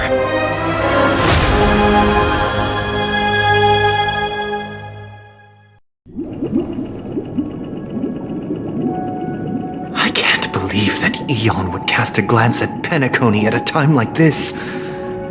Is it because of the resonance from the legacy of the Trailblaze? Or perhaps the bond between you is so strong that it even impresses an Eon? Well, there might be another possibility. Perhaps they want to witness, on behalf of the fallen Eons, who will hold the future of Penacony. If that's the case, on behalf of the Dream Master of Penacony and the 107,336 members of the Oak family, I'm extending a formal invitation to all of you. I'm cordially inviting you all to the Penacony Grand Theater to participate in the upcoming Charmony Festival. And, of course, you won't be in the audience, but on center stage. Since the future of the Stellaron, Penacony, and even the entire cosmos is at stake, let's draw a conclusion there, in all fairness. If you truly believe in Akavili's path, then show me their courage and determination.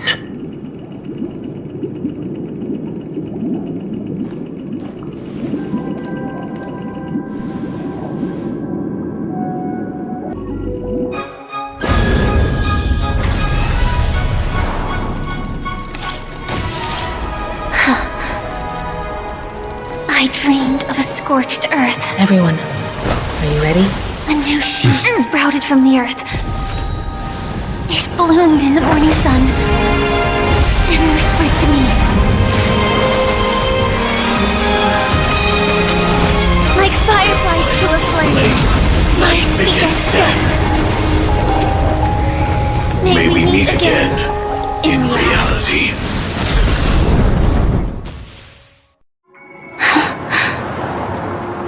After today, Japella's name will disappear from cosmic history, and the Everflame Mansion will take its place.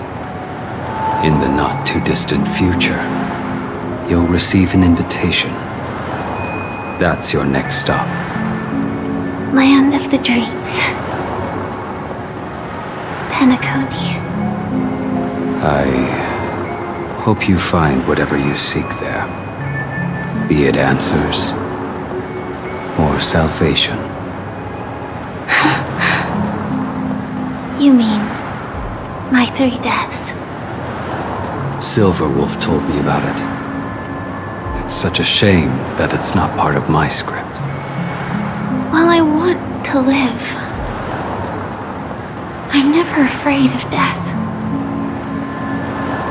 The opposite of death is eternal life, and that's something I'll never desire. People die, and I am no exception. Death is like a script, a fate that cannot be defied.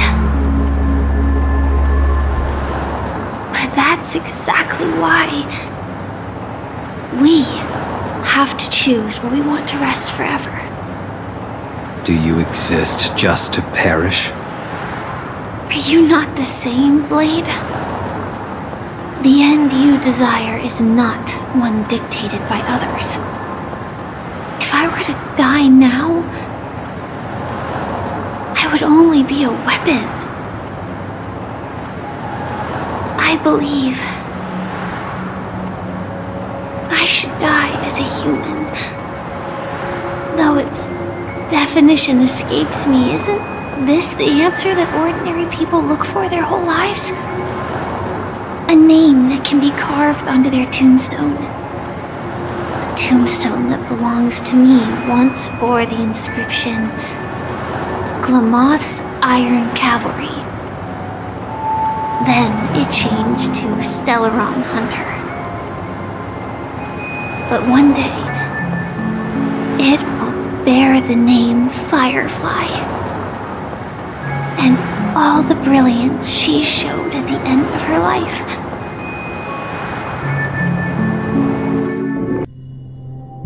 That's quite unexpected, old man. Who would have thought your crazy plan would actually work? Do all you nameless fools just act on a whim? I can sense that this false sweet dream is coming to an end. The Nameless may be young, but they had the ability to achieve this goal. Just like you did in your time. It's a shame you won't be able to see it firsthand. Maybe I won't either. Once something fictional is seen through, it ceases to exist. Yeah, not just those Nameless. Even Mr. Wings is just like you. Stubborn, won't listen or give up, no matter what. Well, fate is unpredictable, I guess. If we weren't bound by those cursed paths, maybe we could have had some good talks. But in the end, we managed to do it. Now we can find solace. Remember how those idiots cursed us? They said, "Go to hell, you worthless traitors!" Well, I don't know if they really meant it, but if longing for freedom means going to hell, then I'll be joining you soon, you fool. Let's get together and have supper again in hell. Oh, I almost forgot. There's one more thing. Here's to you. A glass of hello and goodbye, Trailblazer. To the imperfect tomorrow. It's warm here, isn't it? You're lucky to have found shelter from the rain. Let alone fresh berries in this desolate place.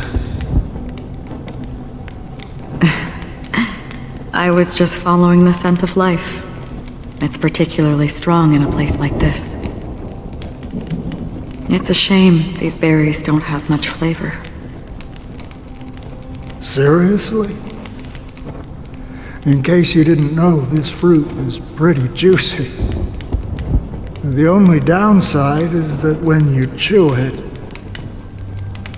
it becomes extremely spicy.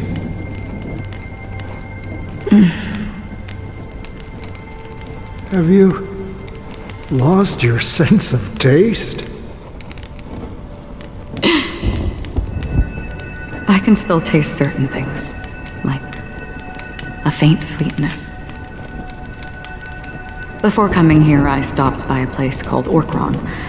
It had barren cliffs and nights lit by bonfires. Burgundy snow would fall from the sky, and when it landed on my tongue, it tasted like raspberries. The flavor wasn't exactly sweet, but it left a lasting impression. When I think back on my past, I realize that what's tying everything together isn't the big events, but rather these small yet unforgettable moments. Don't worry about it. Losing oneself is a reality that every self-annihilator must face. At least I haven't completely lost my senses and memories yet.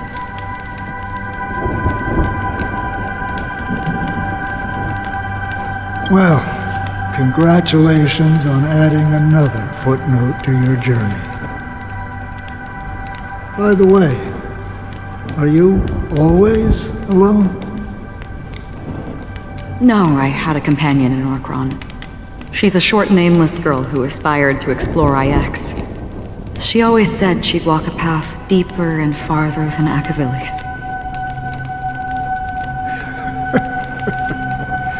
Quite an ambition for such a small girl. So, what happened?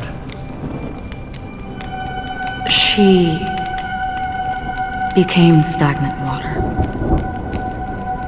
Well, my condolences. Condolences. I don't need them. The girl left with a smile. She never regretted her choice and most definitely wanted me to say goodbye with a smile. So, that's what I did. That's proof that you're grieving for her. Or perhaps I'm just afraid. Afraid? I rarely sense that emotion from you. What do you fear? I'm afraid I'll forget the 30 days I spent with her, just like all the other days in my life. Most of them have already washed away with the rain, disappearing into an unseen realm. I fear that those vivid red memories will fade away too. There isn't much color left, and besides this faint, warm red, there's almost nothing. Hard to imagine. A ranger accustomed to bloodshed, destruction, and chaos finding warmth in the red color. Because I have experienced this warmth many times. Long ago, I promised someone that I'd bring it to more people. And that for every remaining moment of my life, I'd strive for a better ending for all. As long as this red color still lingers, I have a chance to fulfill that promise. It represents a burning fire, blooming flower, the berries in this cave, and life itself, fleeting yet still dazzling. In the end, it will lead me beyond the horizon of existence. And on the other side, I will cut off nihility. The one blessed by the sleeping and shapeless is considering how to kill them. That's truly pure nihility. But you're right about one thing. after spending so much time near this stagnant water. Only when I look at this vibrant red fire do I realize that I'm still alive. When will this rain ever stop? Perhaps when the sorrows of the departed have finally quieted down, the sky will clear up.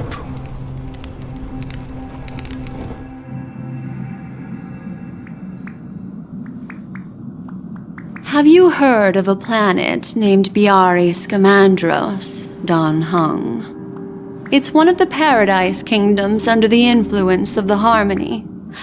A sought-after wonderland for the inhabitants of the Dardanu Major and Minor systems. Half an Amber Era ago, the family held an unprecedented festival there. And after that, everyone on the planet became part of the family. Do you think the same thing will happen on Penacony? Yes. Or how else can we explain it? The family deliberately used the Watchmaker's invitation to keep all the Pathstriders here, but banished the Emanator of the Nihility. Because of the Nihility, I'm rarely affected by the power of other paths, but somehow I can unconsciously infiltrate them. Maybe that's the risk they're trying to avoid. I would disagree. Biari Scamandros is not part of the credit system or connected to the Silver Rail. It's nothing more than a remote civilization sheltered by the Harmony. But Penacony is different. If the family messes with Penacony, that would be like declaring war on almost half of the factions in the cosmos. They have no reason to do that. No, they don't. If they truly serve the Harmony, that is. What do you mean? The path in Penacony is impure. The Harmony here has impurities. Do you remember the ancient swarm disaster? Tazerond, the propagation, brought endless havoc to the universe, and it eventually evolved into a fierce battle among all eons. 2 paths lost their eons in that war, the propagation and the order. Coincidentally, their downfall is related to a certain eon. Shipe, the Harmony. Legend has it that they participated in the crusade against the Imperator Insectorum and devoured Anna the Order for unknown reasons. Holy forgaroni. So you're saying that the 2 leaderless paths are working behind the scenes? But I don't see any descendants of the propagation in Penacony. Could it be that the remnants of Beyond the Sky Choir are hiding within the family, trying to resurrect a fallen eon? I can't say for sure, but they're definitely planning something for the Charmony Festival. This is getting way too complicated. Is this why you want us to leave Astana right away? Are you giving up? The Charmony Festival will start soon. There's one thing that I need to confirm no matter what. A warp jump is the best way to do so. Time is running out. I have another plan.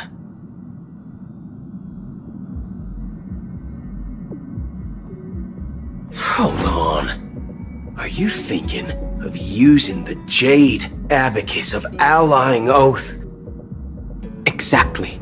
The assistance from the Lawful Cloud Knights would be enough. Think it over carefully. You can only use that once in your lifetime.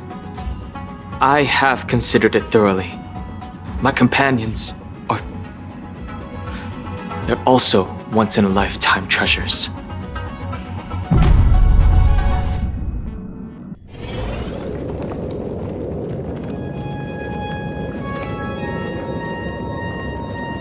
Are you the only one here, my child? The Nameless is quite the diplomat.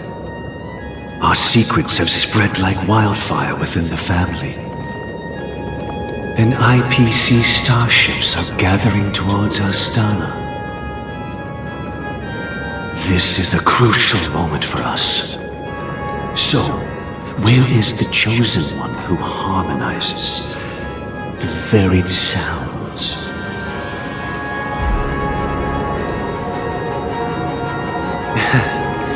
What do you mean, Master? I'm right here in front of you, aren't I? You know, she was supposed to be the star of the Charmony Festival in our plan. But the plan has changed. As her brother, I know she doesn't want to sing for the Order, so I'll take her place. You've always been wise beyond your years. I'm sure you understand the consequences of your choice. If you consider this a betrayal, well, there can't be two suns in the sky. I'll step up and take down the other sun if necessary. Do you believe in karma? If karma exists, then everyone has their own karma. You have yours, and I have mine. And my karma has nothing to do with you, Mr. Gopherwood.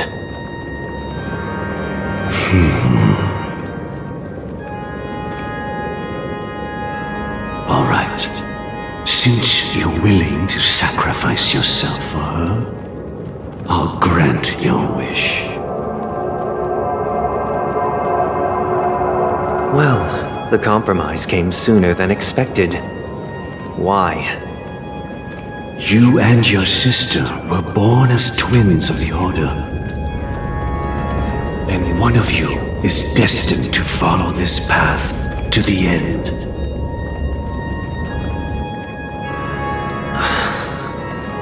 Is this part of your plan?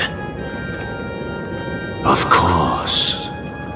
You're still as clever as you were when you were a child. The opening is near. Go, my child. Seize the power of the harmony and reveal your karma. I have one final question, Master. Why did you choose to bring the Order to Penacony? Wouldn't it have been better to choose a desperate world instead of a city filled with hope and dreams? Why? It's for justice, my child. If we lose justice in our hearts, we'll make the same mistake as the Harmony did. So, it's not you who manipulates the dreamscape with the Stellaron, but... Well, that's where our conversation ends. Go ahead. The 107,336 souls of the Oak family have dreamed of this moment too many times.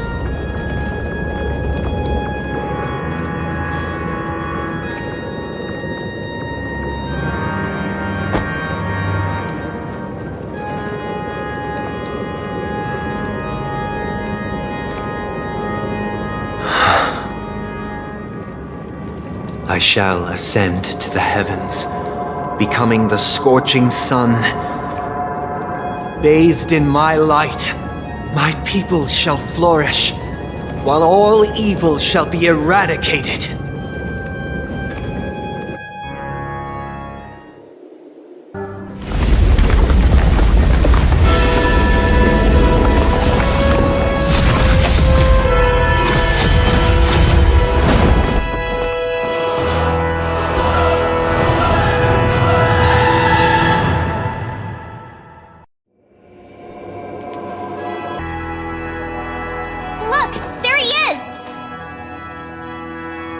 That concludes everything related to the Order. What are your reflections on this, my dear guests? Nevertheless, this is but a trivial blip in the annals of galactic history. What truly matters is the course this river shall take in the days to come. You've arrived at the perfect moment. The Charmony Festival is about to commence, and it would be a shame if you were absent for the Harmony's prologue. Allow me to extend my warmest welcome once more. Welcome to Penacony Theater, the very core of the Sweet Dream, the abode of the Stellaron, the grand stage of the Charmony Festival, and the very place where the future of Penacony shall be determined through conflict.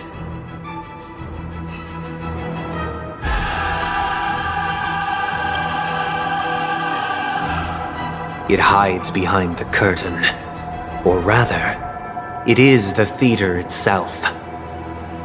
However, if you want to see it, you must display faith equal to its immense power. True goodness can only be achieved through faith.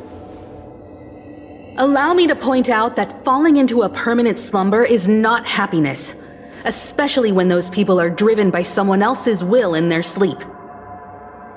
Do you still believe that the Order only seeks to control the universe as their puppet, Himiko?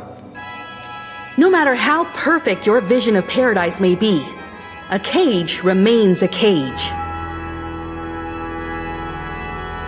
People will never achieve true happiness in a world like that. They would just be toys for the Eon. It seems you have misunderstood my intentions. Allow me to clarify. My desire is not to resurrect a fallen Eon, or become one myself. My sole objective is to create a paradise free from Eons, where the Order ensures the dignity and happiness of all humanity. A paradise exclusive to us human beings. That's not the case. If people are to live with dignity, there must be nothing and no one above them. In your so-called paradise, you would be the one reigning supreme. Looks like we won't be able to convince each other. Now that our conflict has been destined, let's unveil our paths and reveal to the universe the true path. However, before the prelude to the future begins, please take a moment to ponder the questions I've posed. Is darkness equal to daylight? Are sinners equal to the righteous? If you are born weak, which god should you turn to for solace?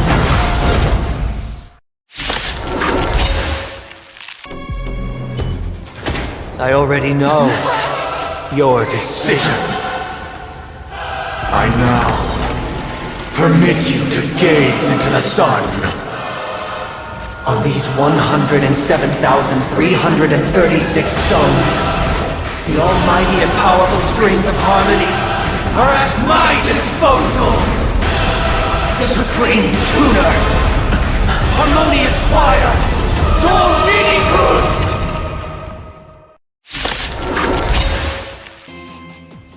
The time has come.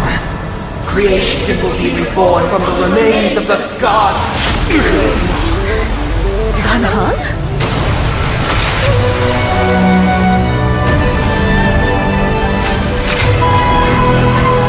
Radiant Spirit, heed my word. Show no mercy!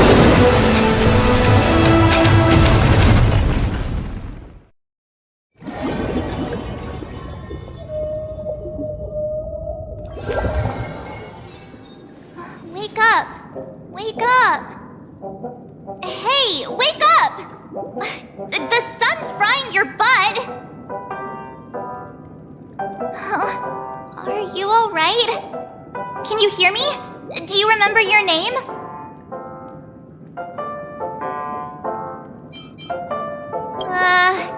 Kind of.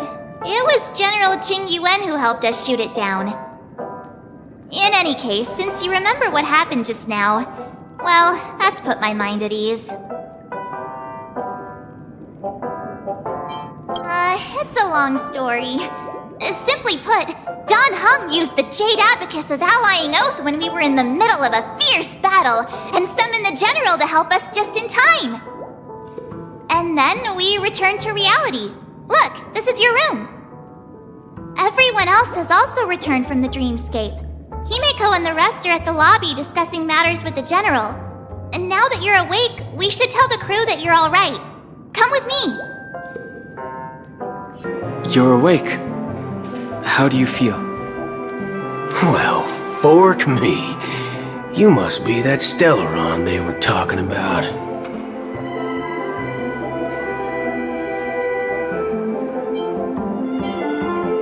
Allow me to introduce him to you.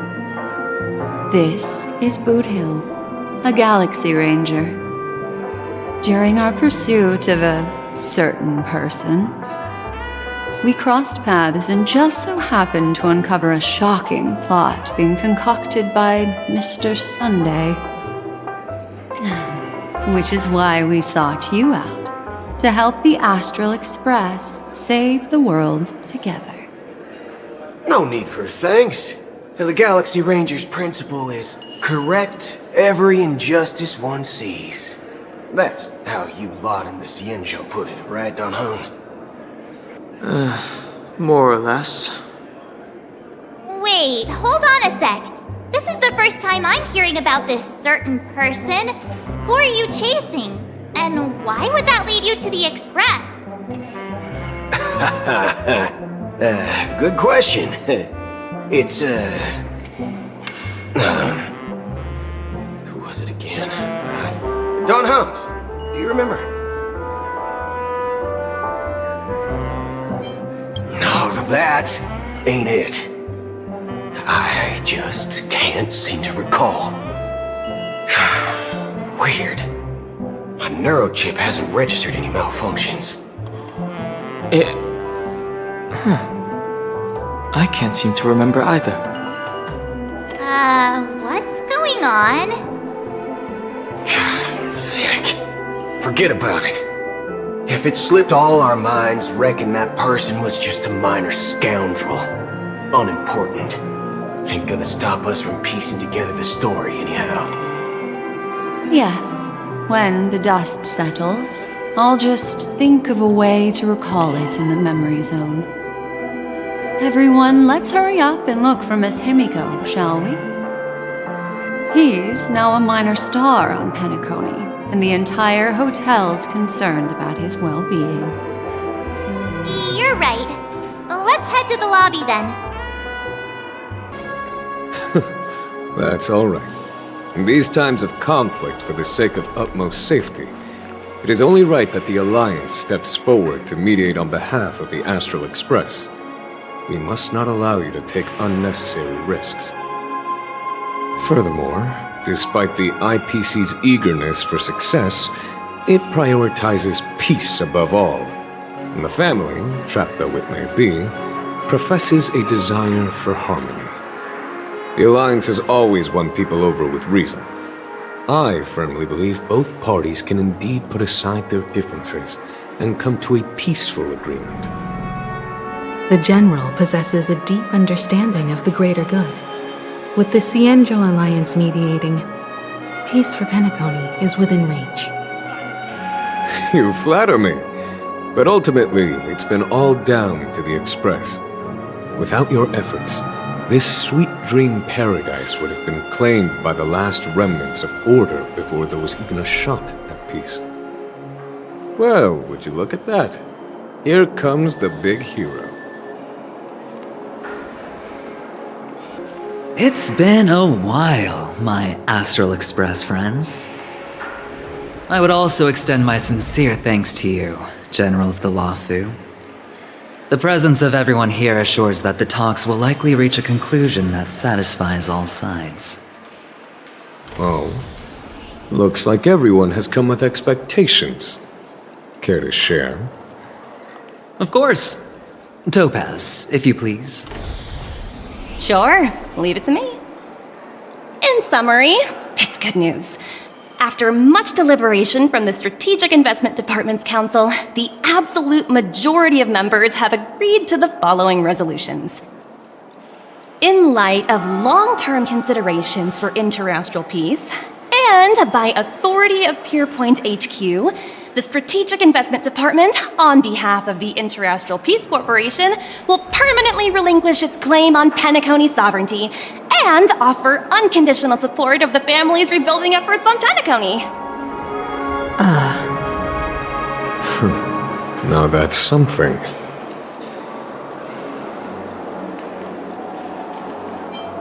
To be honest, it does nothing to benefit the IPC. But it is extremely beneficial to the long-term development of the entire universe. Has the IPC finished sharing all its thoughts? Then it's our turn. The Guild, much like the Genius Society, has taken a keen interest in the recent calamity in Penacony. Ultimately, both parties have agreed to a comprehensive collaboration, offering technical support for the reconstruction of Penacony.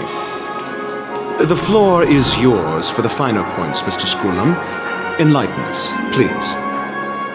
Organic life's unrelenting search to understand the realm of inner spirituality is something I both admire and envy. Inorganic life has no mechanism to evoke dreams.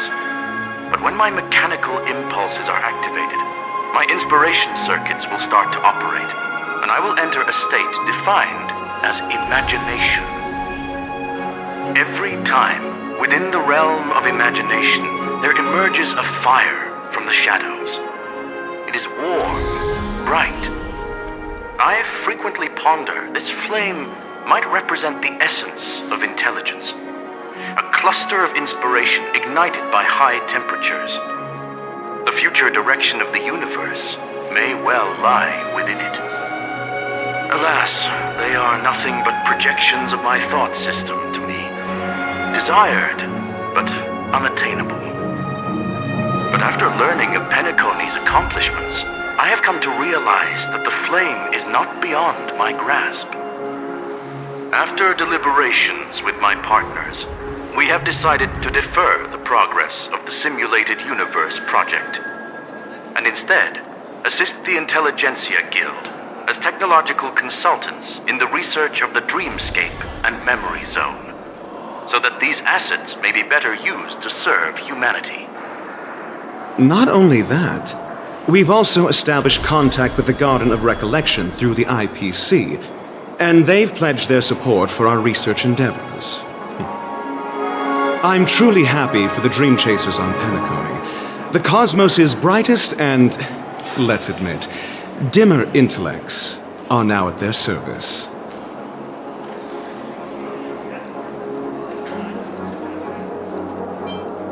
Agreed. It's hard to imagine members of the Genius Society taking an interest in such mundane research. Never mind. At the end of the day, this is a positive outcome. No wonder everyone insisted that he be there. It heartens me to learn that everyone is willing to put aside their differences for Penacony's plight. I trust that everyone will surely reach consensus in the upcoming negotiations. Looks like Penacony's future is decided.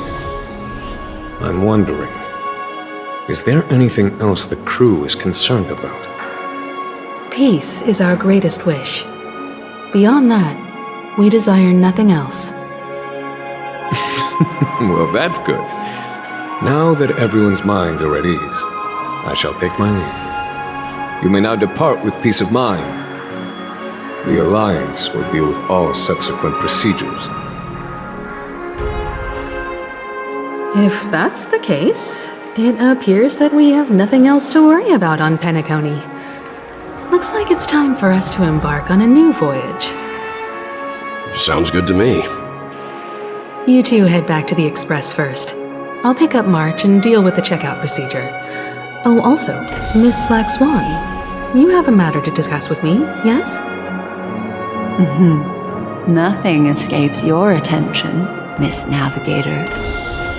You've been with us this whole time, huh? In any case, he and I will be waiting for you in March on the Express. Let's go. Our time on Penacony has come to a fruitful end. Ahem! Looks like everyone's present. Let the navigation meeting commence then! This a meeting to decide our next stop? How we doing this? A show of hands. Hold your horses, cowboy. It's for those to decide.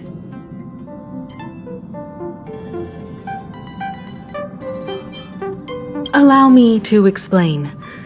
Mr. Boothill and Miss Black Swan submitted a request to temporarily travel with the Express for their own personal reasons. As you all may know, the Astral Express never declines any passenger whose heart yearns for the distant stars. Therefore, they will be traveling with us for a while until they reach their destinations. Whoa, the Express is going to be much livelier now. But, Miss Black Swan, you better not use your memo keeper abilities to pull any pranks. Understood, Miss March. I promise you, you'll never see me in your room while you're taking a break. Don't! You're freaking me out. Alright, now that everyone's met everyone, we can continue our navigation meeting. Firstly, Pom-Pom wishes to thank everyone. If it weren't for you all unearthing the truth about Penacony, Pom-Pom would have never known where Mikhail and the rest had gone. What they had to go through was regrettable, but I reckon they all fulfilled their wishes. And it was thanks to all of you. Thank you, everyone. Now then, we come to the crux of this navigation meeting. We must decide on the Express's next stop. Let me introduce our current options. The first choice is from Himiko, the oceanic planet of Lushaka, a planet composed entirely of water. Many aquatic races reside there. Of course, it's also the home planet of the venerable, nameless Mikhail. The second choice is the agate world Melustanen, suggested by Welt. It's famed as one of the initial sites of the Stellaron disaster, and the place where the beauty Idrilla ascended. Today, it's celebrated as a planet of undying allure. The third choice is Edostar, a planet nestled within a vast ion storm region, currently under assault by the Antimatter Legion. However, the distress signals from there have recently ceased, prompting the IPC's wish for us to check in on the situation. The last choice, courtesy of Black Swan, is the glass belt Petravia, a massive belt of asteroids that was turned to glass by the Lord Ravager Zephyro. These days, it's apparently known to house one of the branches of the Morning Actors Troupe. Ooh, so many options. I'm seeing stars already. Next up, everyone will select the destination that they wish to visit, and then we'll put it to a vote.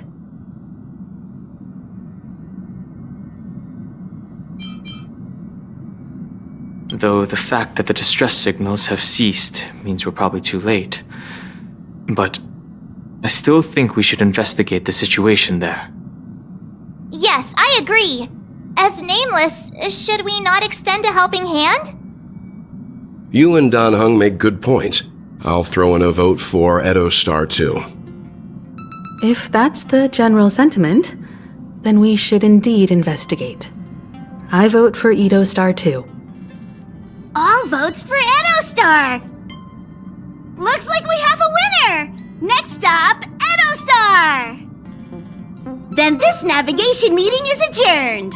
I'll go check the warp jump coordinates. Everyone can catch up on some rest in the meantime. When it's time to make the jump, Pom-Pom will make an announcement. Oh, you're here. Seeing your reflection among the stars in the porthole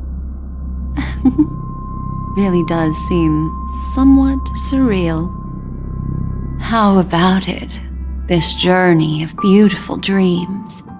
Was it to your liking?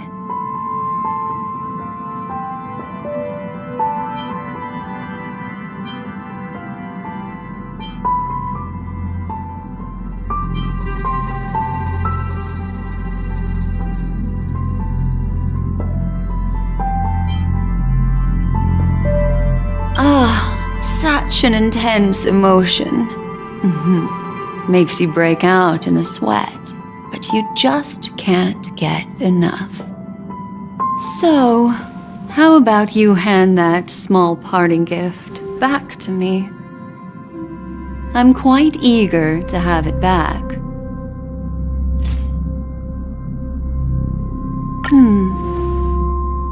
Oh?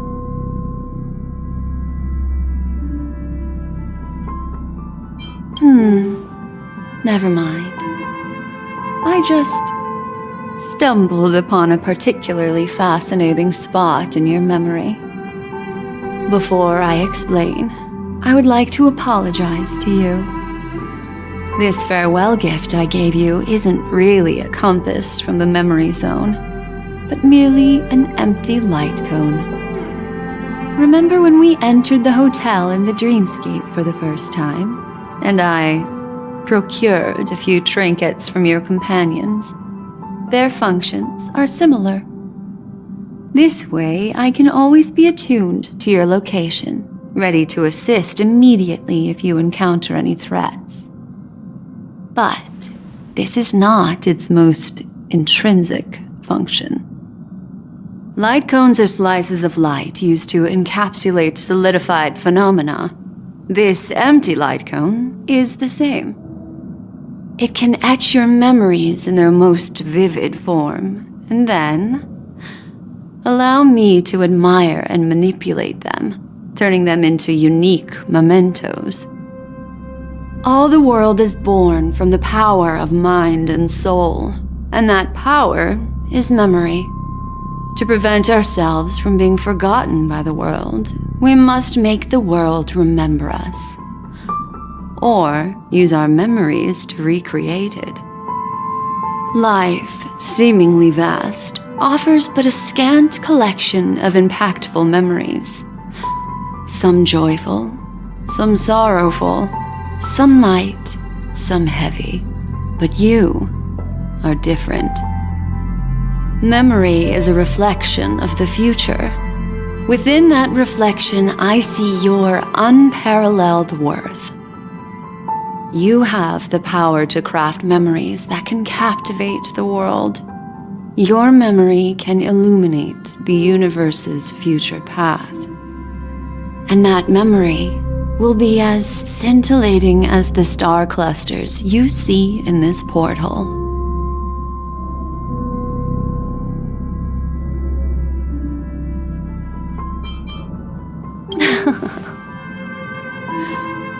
The memories I have of you are not enough for me to predict a future that lies too far ahead.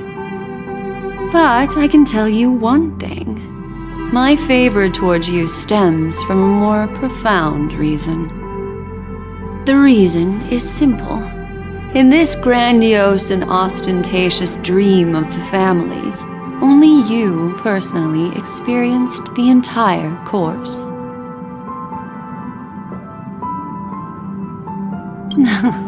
Patience, my friend. I will reveal the answer to you, but that time is not now. Turn around and take a look at your friends. Every one of them is reveling at the arrival of their next destination, all filled with hopes and expectations of their own present and future. Revealing everything at this moment would be a bit of a buzzkill, wouldn't it? I'm looking for an opportune time, a time when you're totally at ease. Perhaps when the night grows hazy and you're about to drift off would be the most opportune. How about one fine night? I will prepare the candles, aromatics, and even a cushy couch to create a cozy dreamland for you. And then, I will tell you the answer in the form of a little bedtime story to lull you to sleep. Ahem. Hi! Hello! Attention all passengers! The express is about to make the jump! Please be seated and hold on! It looks like we're finally about to set off. There are countless gleaming memories out there waiting for us. Why don't we just leave it at that for now? Ah, that's right. As a small token of compensation for playing that little trick on you with the empty light cone, I will gift you with some words. They hold great significance to me. Life is akin to a winding labyrinth where memories serve as our sole companions. You'll remember these words dearly, won't you? In the year 2158 of the Amber Era, the first year of the new epoch, the universe resumed its intended trajectory. The kindling of conspiracy smoldered in Penacony, the land of the dreams. Failing to erupt into a blaze, it instead flickered briefly on Klapoth's anvil, before vanishing in the blink of an eye. The dead and those fated to die remain in their eternal slumber, while the living find solace in deep sleep. All clamored in a cacophony of silence, and then went about their own ways. The cosmos emanated a vitality characteristic of a new era, all for the modest price of a brother and sister's mild grief. Babies are born as stars extinguish. The silver rail unfolds. The story of the Astral Express comes to a close, yet it also embarks anew. Time marches forward, heralding the arrival of a new chapter in the history of trailblazing expeditions.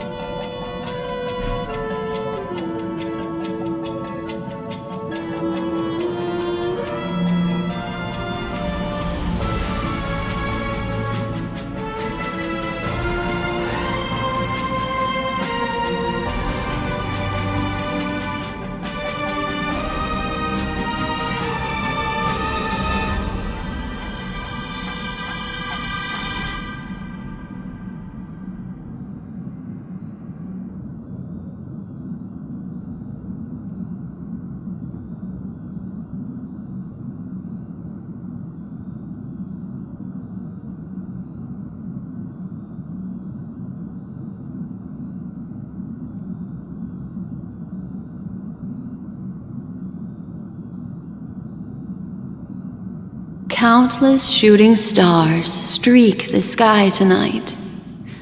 If you can pick the right one, it will carry your wish to thousands of distant worlds.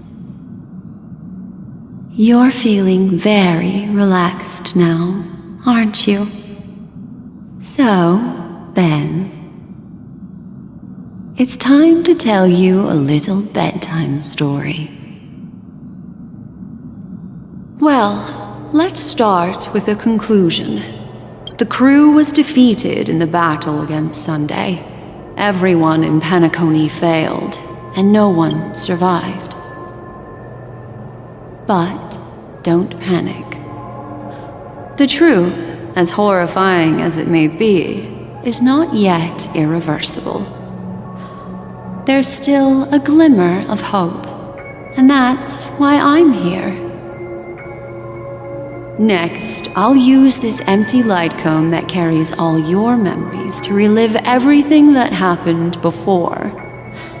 And when this story reaches its end, I'm sure someone as clever as you will notice that. There's a major flaw in the story you have experienced, yet within that flaw lies a glimmer of hope. Are you ready for it? Do you remember everything? When the clock turned back, the Express started a warp jump, sending you to a strange dream. You were bewildered back then, and then a Galaxy Ranger named Acheron showed you a way out. When you arrived at the Reverie Hotel, you met the doorman Misha and had a confrontation with Aventurine, an IPC representative. Thankfully, Acheron appeared again and helped you. After that, you saved Firefly and explored Penacony together. During the tour, you ran into Sparkle disguised as Sampo and accidentally entered a child's dream. There, I rescued both of you from death, but Firefly didn't return to reality. She realized the truth and tried to involve you in her plan, but that resulted in an accidental death. Even more unsettling, you soon encountered another murder. The 2 cases of death prompted you to investigate the truth behind the sweet dream. Despite your efforts to gather information about the 2 victims, you didn't make much progress. But you did learn about the watchmaker from Gallagher. Meanwhile, Aventurine was secretly carrying out his scheme, in which you were one of the pawns. In the midst of a fierce battle, Acheron revealed her true identity as an emanator of the Nihility and unsheathed her sword. That strike foiled Aventurine's plan and opened a passage between the sweet dream and the original memory zone. Upon your arrival at Dreamflux Reef, you learned the truth that death was actually dormancy, as well as the truth about the dreamscape, the Stellaron, and the bellboy, Misha. You split up with Sunday and Robin, looking for a way to seal the Stellaron. However, it turned out that Sunday and the Dream Master had their own hidden agenda. And you had to engage in an ultimate duel on the stage of the Charmony Festival. Finally, the story reached its conclusion. You emerged victorious, with the Trailblaze triumphing over the Order, and Penacony embracing a bright and peaceful future. This marks the end of the thrilling journey in Penacony. I'm sure you've already noticed something unusual, haven't you? The major flaw, which contradicts all the known information, hides in this story.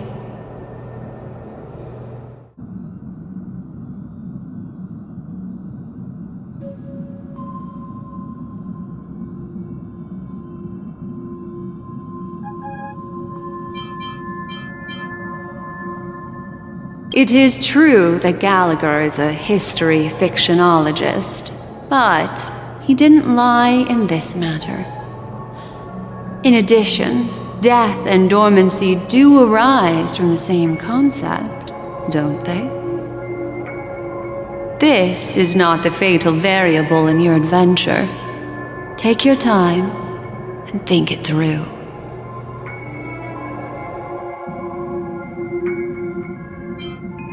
Sparkle.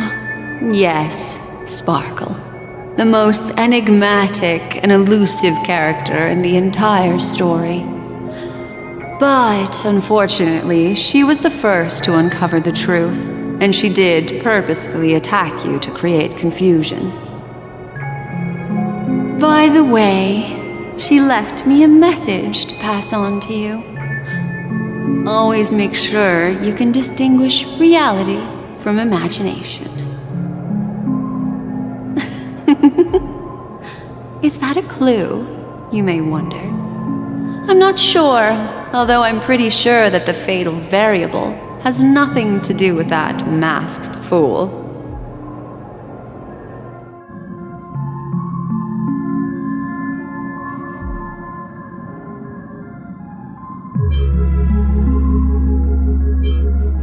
you suggesting that the sleeping and shapeless never bestows its gaze upon anyone, and thus no one can truly possess the power of the nihility? That's a very astute guess. But unfortunately, Acheron did progress further down the path of the nihility. Her unwavering belief in liberating the world from the grasp of paths surpasses the capabilities of ordinary humans. I'll discard that incorrect answer for you. Take your time and think it through. What is the fatal variable?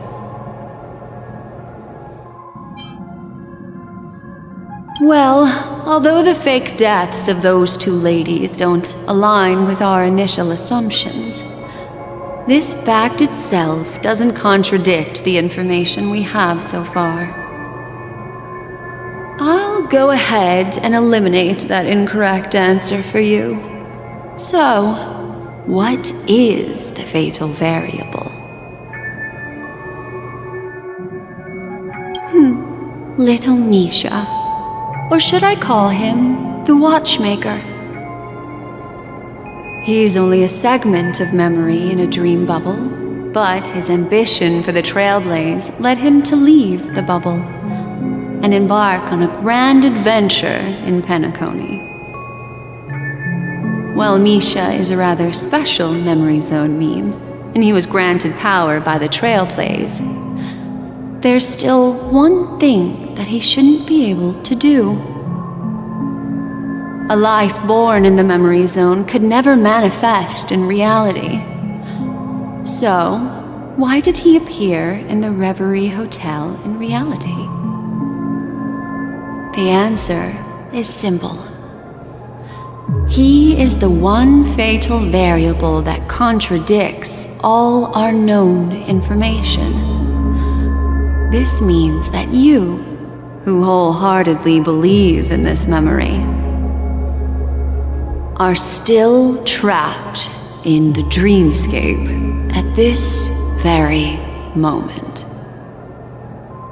Wake up, sleepyhead. Break free from this eternal dream and return to the real world. We'll find our answers there. The train is about to make the jump. 5, 4, 3,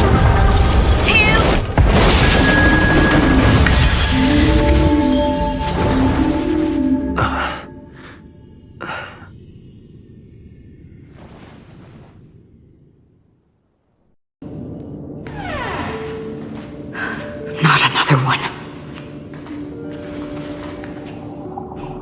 Thank you so much, Black Swan. Finally, I can breathe a sigh of relief.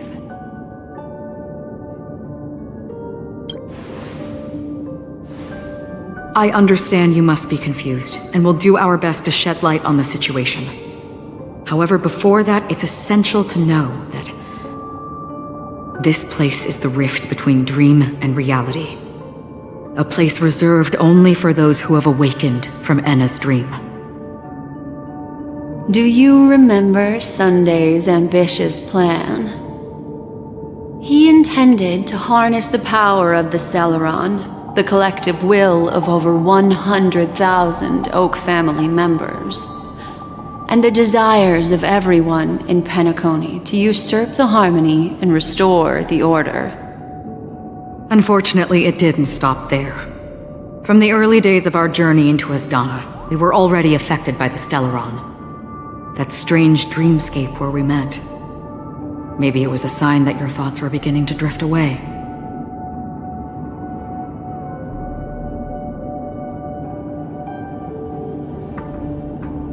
I don't think the goal of the Order was to put everyone into a deep sleep. Quite the contrary.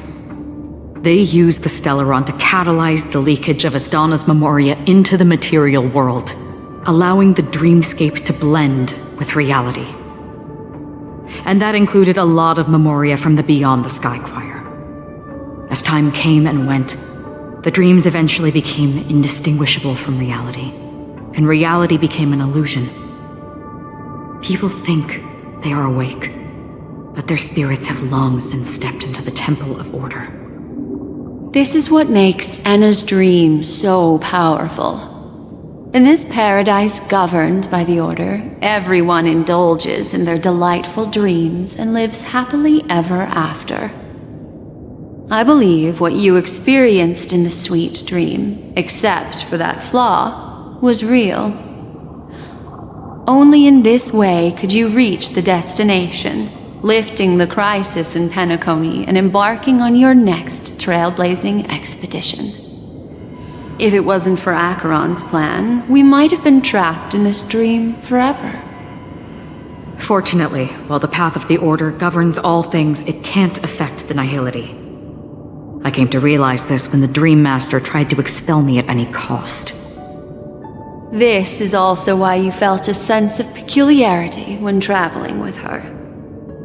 Well, I'm not as fortunate as she is.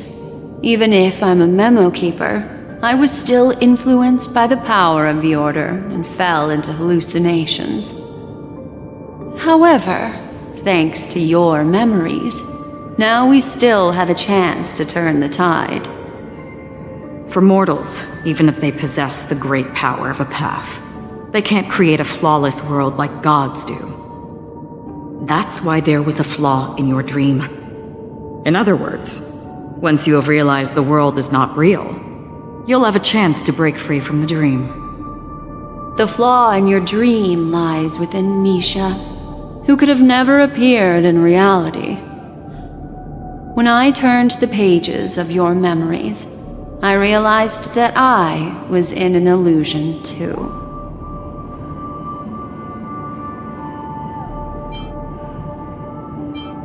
Now Sunday has usurped the power of the Harmonious Choir through the Charmony Festival. As Donna has thus fallen into Enna's dream, transforming everyone equally into the notes of the Aeon. Failure doesn't mean weakness. Only the strong can gather the will to resist the Order and try to break free. We still have a chance, though. To make it happen, please, Black Swan, guide us to those with a strong will.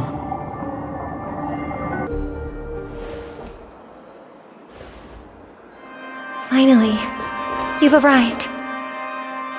Let me introduce you to Robin.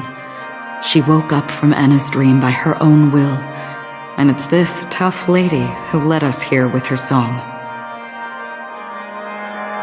I woke up for the same reason as all of you. In the dream, I experienced something that could never occur in reality. Are we going to lock it up in a cage? I want to see it fly freely in the sky. Without us, this bird would be too fragile to survive on its own. Do you want it to die? No, but... Then let's take care of it together until it can return to the sky.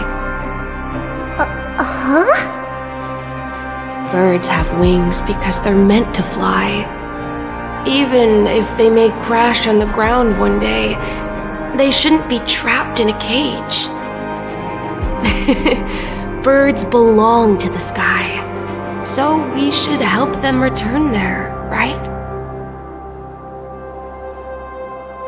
The illusion was so impossibly blissful that I realized it was just a dream. And this is our final hope. Enna's dream is founded upon the Harmonious Choir, namely everyone's shared wishes. It will only materialize once the aspirations of all beings in Penacony merge as one. At present, it has become impervious due to people's desire to remain slumbering within the dream. And in order to destroy it, we must make everyone in Penacony want to wake up. Now comes the tricky part. How do we do it?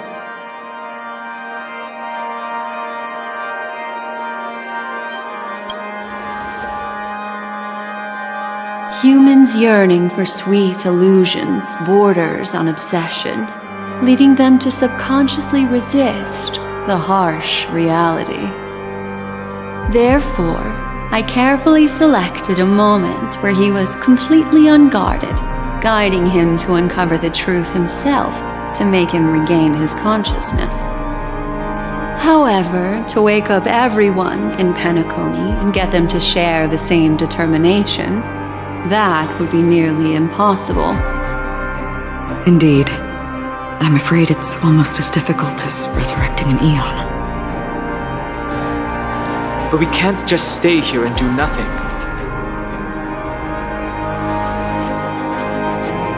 This is a critical moment for the whole universe. Who cares about some dumb number?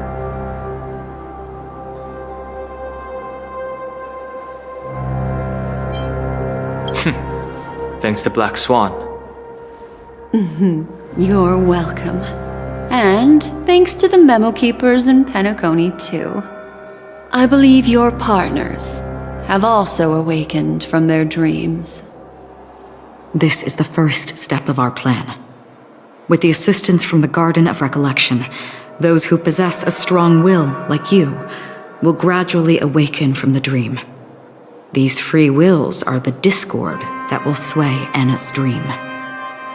However, awakening a mere handful of individuals is insignificant compared to the vast number of people immersed in the dream. We must find other ways to awaken the free will of millions of people within a short period of time. If breaking through from the inside proves challenging, we can seek assistance from the outside. We've long been aware of a potential solution. Asdana is a galaxy known for its abundant memoria and the remarkable phenomenon known as synesthesia dreamscape. When people first enter this place, they often find themselves and others sharing a collective dream. At this very moment, there is only one dream encompassing the entire Asdana system. So, you mean, if we can attract a large number of outsiders to this system, their free will would intertwine with this dream and shake it to its core. However, those outsiders might also succumb to the dream and become the foundation of the Order instead. The real challenge is, how can we gather a huge number of people as determined as you within a short period of time? Looks like the Jade Abacus of Allying Oath will be the only solution. No need for that. Keep your once-in-a-lifetime treasure. We don't need to bother the Cienjo Alliance for such a tiny request. You want thousands of people with unwavering free will? That's easy. Just leave it to us Galaxy Rangers. You can gather Galaxy Rangers? Outsiders may see Galaxy Rangers as elusive and disconnected individuals, and actually, they're right. And that's why we have a tacit understanding among us. Do you know what it is, Acheron? It's the relic I returned to you. Exactly. Its owner must have told you that it's meaningless to anyone other than a Galaxy Ranger, and that it can only fulfill its purpose when returned to its rightful owner. Because it's a burial artifact, worthy only of a hero who has served the Galaxy Rangers with honor. When its light illuminates the universe, it means the fall of a hero, and in the direction it falls, countless meteors will streak across the sky. Those meteors are Galaxy Rangers, coming from all corners of the cosmos, driven by a shared purpose, without questioning the cause or counting the cost, because we abide by a common principle. The shooting stars of the hunt only descend on the longest night, and with them comes the dawn. We've stayed silent for far too long. Now, it's time to remind all the cowards, oppressors and villains of the universe of our presence, I'll be the one to ignite the first spark. Once the dreamscape is swayed, I'll complete the second step. I'll fine-tune the slumbering souls with the Song of the Harmony, interrupting them with the discord of Trailblaze, and guiding them towards reality. It's true that some people are born strong, and others are born weak. If the Trailblaze is the target of heroes, then the Harmony will guarantee that the strong help the weak. Only the people of Penacony themselves can be the saviors of their homeland. Their path of happiness should be forged by themselves. While I may not be a nameless, I'm willing to instill courage in all those who need it. This includes my brother as well. And his dream is too cruel for him and everyone else. Your plan sounds well conceived, but still, it appears somewhat idealistic and romantic. The flaws rooted in human nature can't be eradicated overnight. Do you believe these efforts alone are enough to convince everyone to choose the right path? I agree with you, Black Swan. That's why the most critical aspect of this plan is not to convince everyone to choose the right path, but to inspire them to save themselves. So, you're the key in the end, I assume? The Harmonious Choir possesses the power of an emanator. To overcome it, you'll need the same level of power. The final step in destroying the sweet dream will be my responsibility. That's a relief to hear. Now that our roles are assigned, let's get to our battlefields and pose a grand finale. May I have a moment alone with you? There's one more thing I need to explain to you. This grand festival is drawing to its close. This is the starting point for the ultimate stage of our journey, just as it marked the beginning of all the stories in Penacony.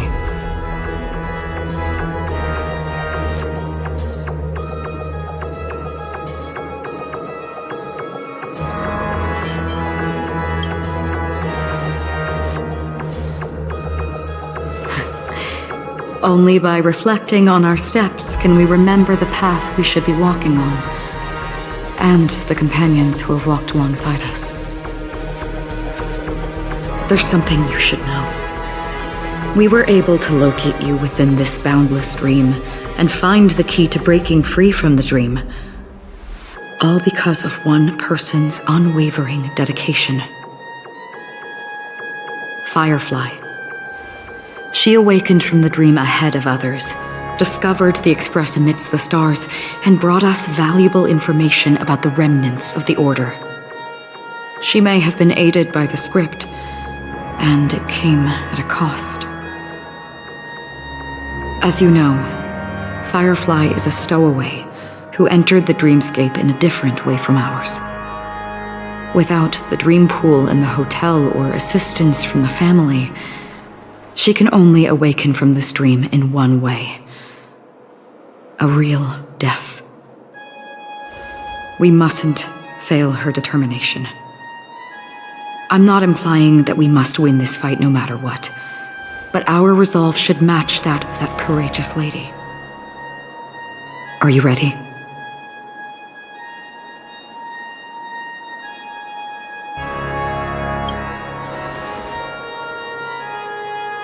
Very well. Now, please close your eyes. How long has this reign been ongoing? If I remember correctly, it has lasted for decades, or even centuries. The unwavering determination of the Hunt followers persists even in death. But thankfully, we've guided those lost souls to their lives beyond. They were heroes in their time. And they won't be reduced to puppets of the Nihility in their death. You see, the shadows on the sea have vanished. Do you remember? He once said that the sky would clear when the regrets of the departed had faded away. But it's still raining. I know. So, why is all this? Why did this rain choose me? Because someone's regrets haven't been fulfilled, perhaps. Mortals who walk the paths are like sailors on a vast ocean, leaving behind a trail that creates countless ripples of possibilities. These ripples last longer than the fleeting lifetimes of humans. And for some, their presence leaves such a strong mark that it's reflected in the waves. Sin-thirsters, the obsessions of the Pathstriders. They emerge from the depths of Ix, seeing themselves as masters of their own destiny, unknowingly repeating the actions of their past lives. They emerge from the Nihility and head toward it, leading purposeless lives. However, these hollow phantoms, they have journeyed with me for such a long time.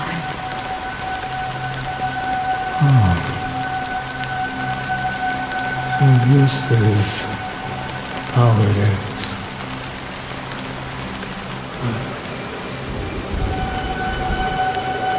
I'm already dead. Yes.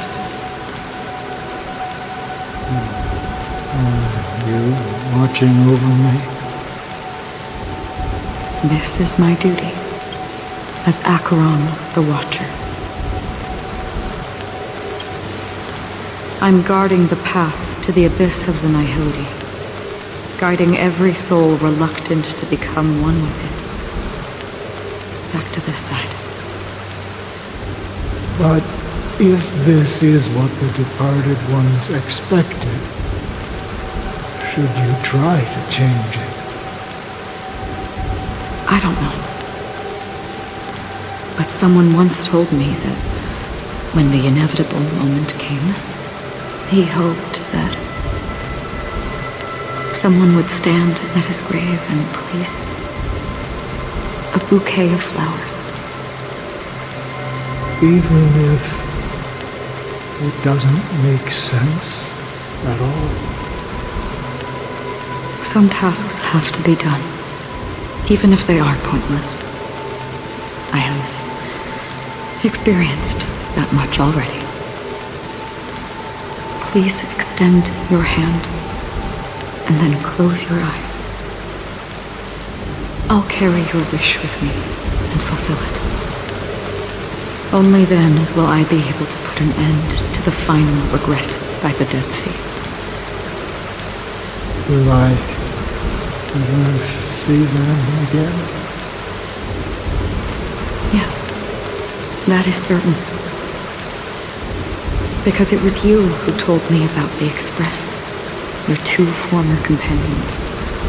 The expedition cut short by the Swan, your narrow escape from death, and your encounter with the Galaxy Rangers. And Penacony, the hometown to which you could never return. Yeah, for countless times I got rejected by the family and had to pass it by. But I knew that my companion was still there.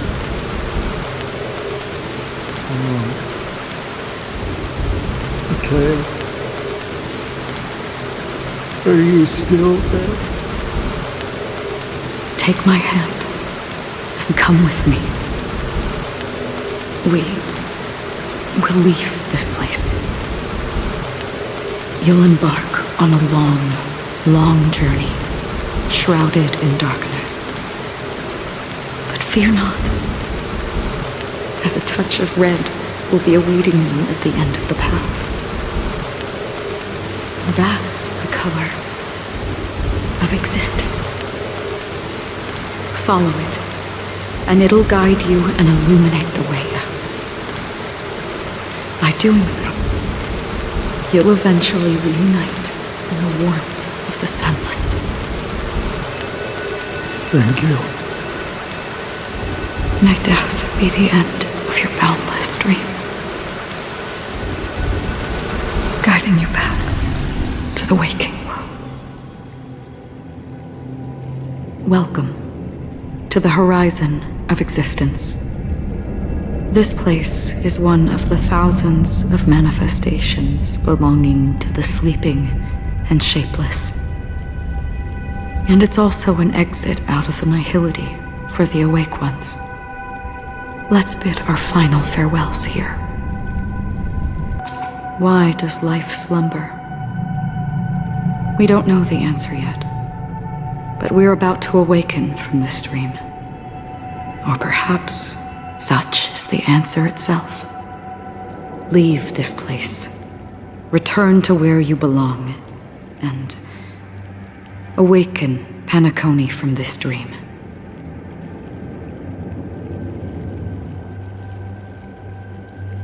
As I said, our plan is not about convincing everyone to choose the right path, but about inspiring them to save themselves. So, when will people actively save themselves? The answer is when they are in desperate situations. Like a drowning individual in the deep sea. When one's body and mind bear immense pressure, agony, confusion, and despair will follow. I firmly believe that. The fragility of humankind often freezes them in their tracks. But in truly desperate situations, they will strive to save themselves. And now, Penacony has enough heroes to lead them forward.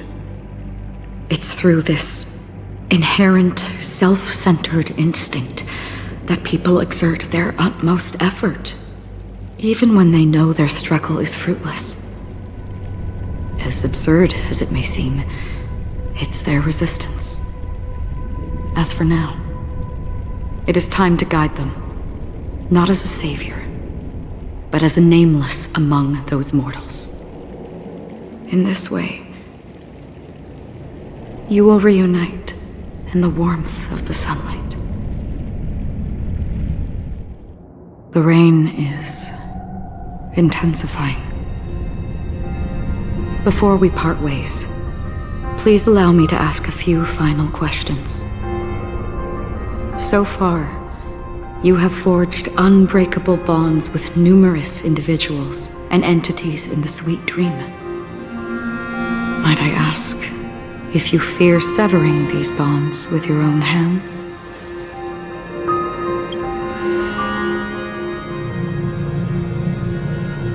If there is a vast, lifelike dreamland that is virtually indistinguishable from reality, a realm without death, where everyone can attain the happiness and fulfillment they deserve, living blissfully ever after, I would ask, would you wish to stay?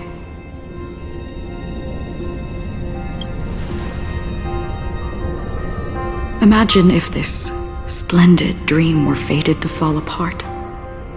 Friends, family, strangers, followed by the gentle breeze, soaring birds, the stars, and ultimately yourself.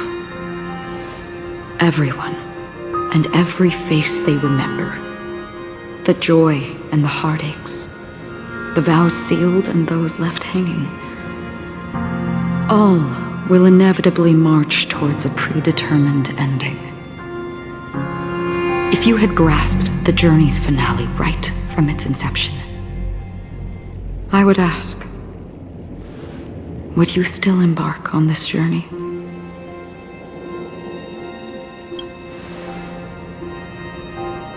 I'm glad. The answer itself doesn't matter. What matters is that you've made a decision. Listen, touch, and ponder. And therein lies the sensation. Cherish it, because that's what makes us exist. Such is the only answer humans can offer when facing the nihility. If the nihility represents the primal fear of life, rendering any lofty convictions insignificant under their imposing shadow, then behind this shadow, there must exist the most fervent source of light in the world.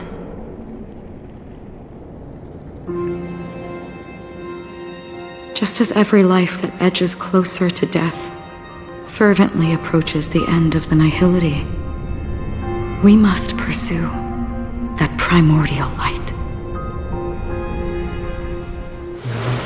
Think you exist in the nihility,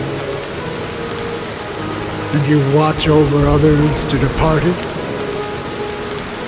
Such a task is absurd and meaningless. Nevertheless, someone had to do it. As for the meaning you mentioned, even if it's a meaningless task, I've come this far, haven't I?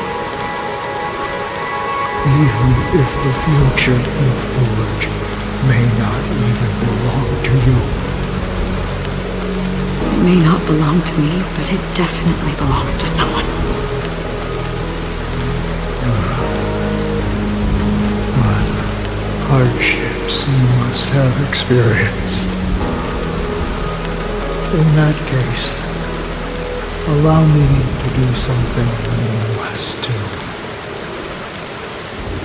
Please, tell me your name.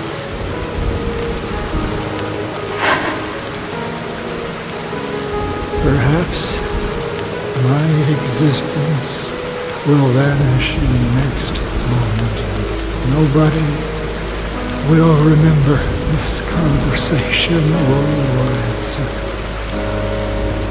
But I believe that your name should be remembered. And this universe will remember it as well.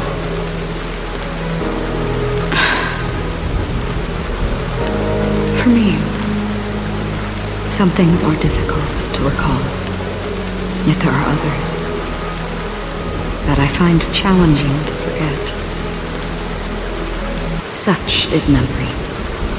A creation of the past that blossoms into significance in the distant future. I remember that marks the start of my journey. The origin of the vibrant red hue in my life. And the most fervent element amidst every tempest. That's my name. Raiden Ozen Mori. May.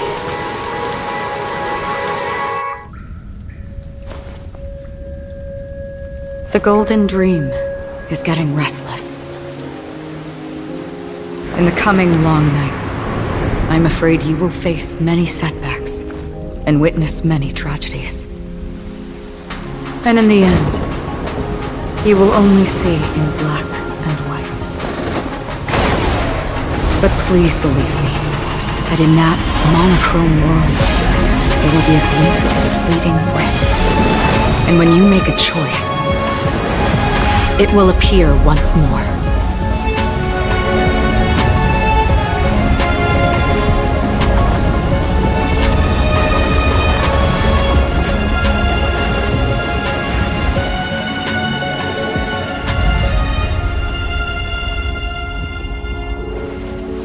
What you must do is ponder its significance, then return to the waking world.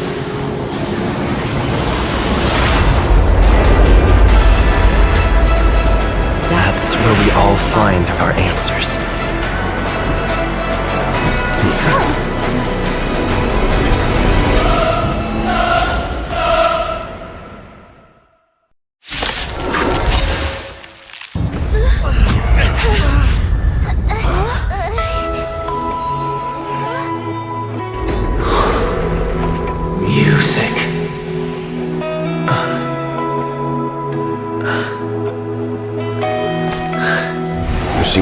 another kind of sound coming into the Order's symphony.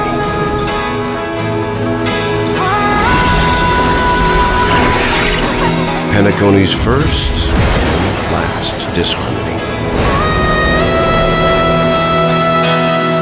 Those imprisoned in their dreams are awakening for freedom. Robin, is that you singing? You have heard their cries. This is not the paradise they hoped for. Even so, they don't know where they should be heading. That's why I had to become the lone star in the sky to guide them. That star must hang in a perpetual night of solitude.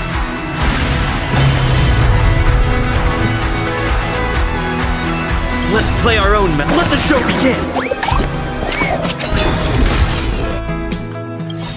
Memories are beneath the waters lies an endless abyss. Noisy. Listen up. I weep for the departed. It too shall fall. What do you want to know? I weep for the departed. It too shall fall.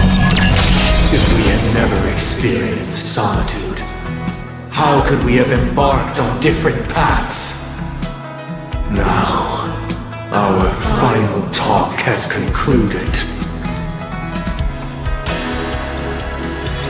All the work of creation has been completed. The inevitable day has arrived. The embryo of philosophy will reshape for us all of reality. If your paradise can save more people, sever my path with your hands.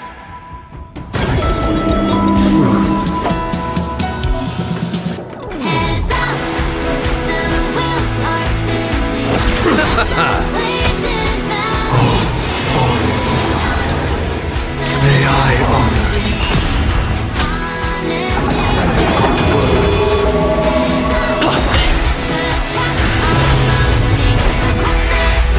The weakness of humanity cannot be redeemed by others.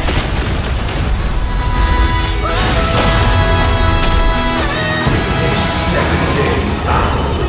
I command you to heed my summons. Uh-oh! I have a bad feeling about this! It was not you who created all things. Let the show begin! It was humanity that created you. Divine being will become the foundation of our paradise. Receive divinity. Destiny isn't chosen.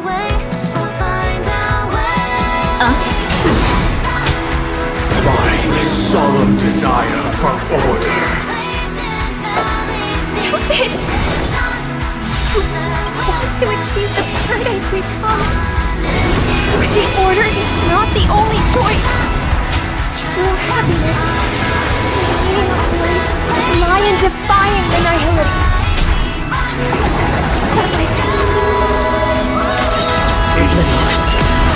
Have a noble soul!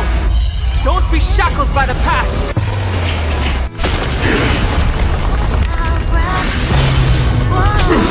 I swear on vows.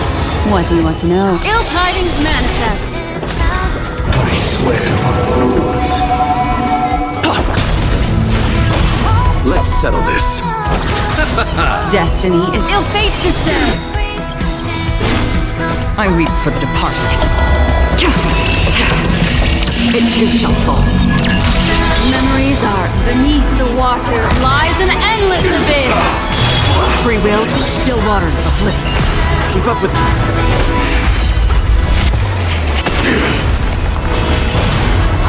I weep for the departed.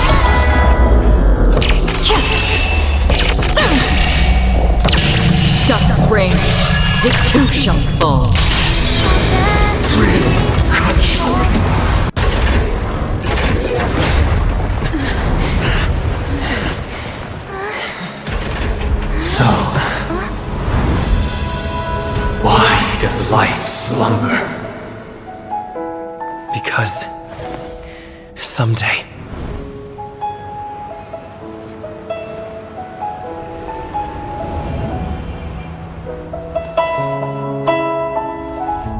we will wake from our dreams.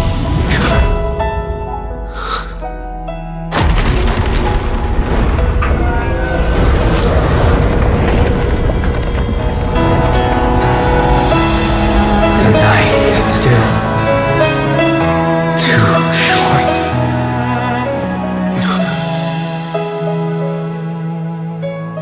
Brother, the dream is over.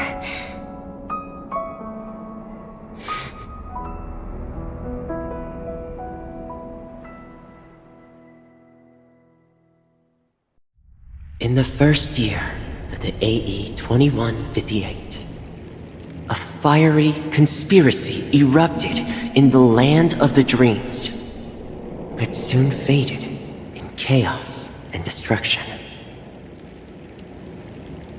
Whispers carried the tale of those fateful 48 system hours, when a sun teetered on the precipice of collapse. A paradise stood on the brink of destruction, and a world was poised to surrender to its new master. Amidst it all, a body decayed, a pack of vultures gathered, and a brother and sister were doomed for eternal separation. And so, an eon succumbed to slumber once more. Some celebrated this fall, while others mourned. Among the insignificant witnesses, mere specks in the vast tapestry of the universe. It was said that this time, the Eon met their demise with dignity. As the cosmos bathed in the radiance of a pure dawn, a tempestuous storm brewed on the horizon. The chant of everything for the Amber Lord grew ever louder. Yet, no matter how one contemplates it, time inexorably swings Klapot's colossal hammer in eternal cycles. The tale of the Astral Express reaches both its conclusion and a new beginning. Time marches forward, heralding the arrival of a new chapter in the history of trailblazing expeditions. Brother, do you think the stars will fade away? Where did that come all of a sudden? Because the constellation that looks like a bird, the Torrent Eagles, looks a bit dim lately. It's the Torment Eagles. Don't worry, it's still there. It's just it's located in the inner ring of Penacony and can only be seen when spring and summer overlap. As for the question you asked, I think stars do die, just like people. But do you know, sister? No star actually belongs to the present. The light we see from them is from a long time ago. Even after the stars perish, their light will travel millions of light years, spanning countless years, to illuminate the night sky of another world. In our paradise, I believe there will be a star like that, shining with the same light. Its radiance will last forever, and its name will be happiness. No, not just one star. We should have 2 stars. Or maybe even more. Yeah, you're right. It's a deal. It's a deal then. This is our promise, and nothing will sway our ideals. Yeah, you bet.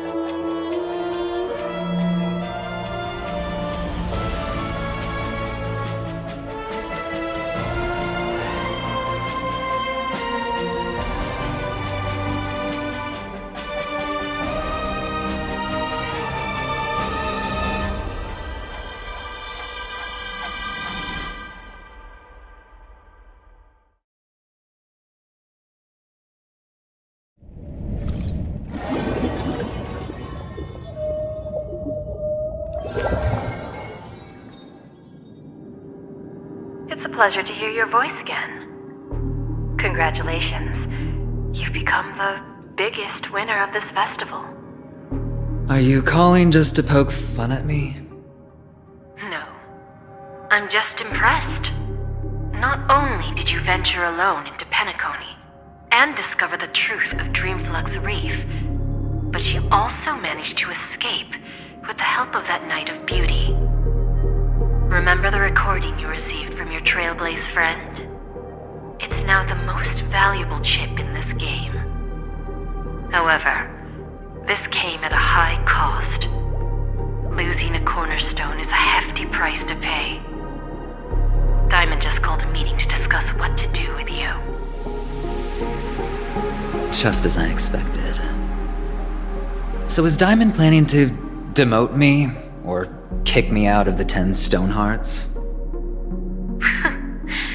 Why don't you take a wild guess? Well, alright. Then I'll guess. He's going to promote me to P46? Alright. What will you wager? Are we talking about a real bet here? I don't want to wager anything just to escape your clutches. But if it's just a friendly bet, I'll put on the line what I did when we first met. I'll bet my life, ma'am. Interesting. But since it's Diamond's call, no one can predict the outcome. I'm on my way to Penacony. Once everyone is settled, we'll return to Pier Point for the final showdown. Sounds like I'll be out of the action for a while. Finally, a chance to kick back and relax. Yeah. Leave everything to me and Topaz, child. Thanks to you, as soon as the Jade Stone was delivered to the family's compound, we finished up our preparations. The seeds we planted have taken root. Soon, it'll be time to reap the rewards. Huh?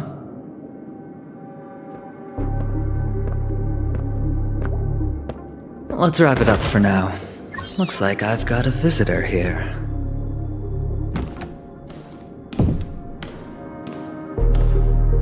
Oh, so many surprises today. Didn't expect a Galaxy Ranger and wanted criminal to show up here. One who managed to take out 2 IPC members under the noses of our fleet. Do you understand what that means? Screw Wubba Boo, I just put him to sleep. Don't try to intimidate me with that nonsense. Besides, I've taken down more IPC lackeys than the residual value you squeezed. And I don't mind adding a few more zeros to my wanted poster. I have a question for you. Be honest, or I don't mind putting a bullet into your head. Tell me, where is Oswaldo Snyder?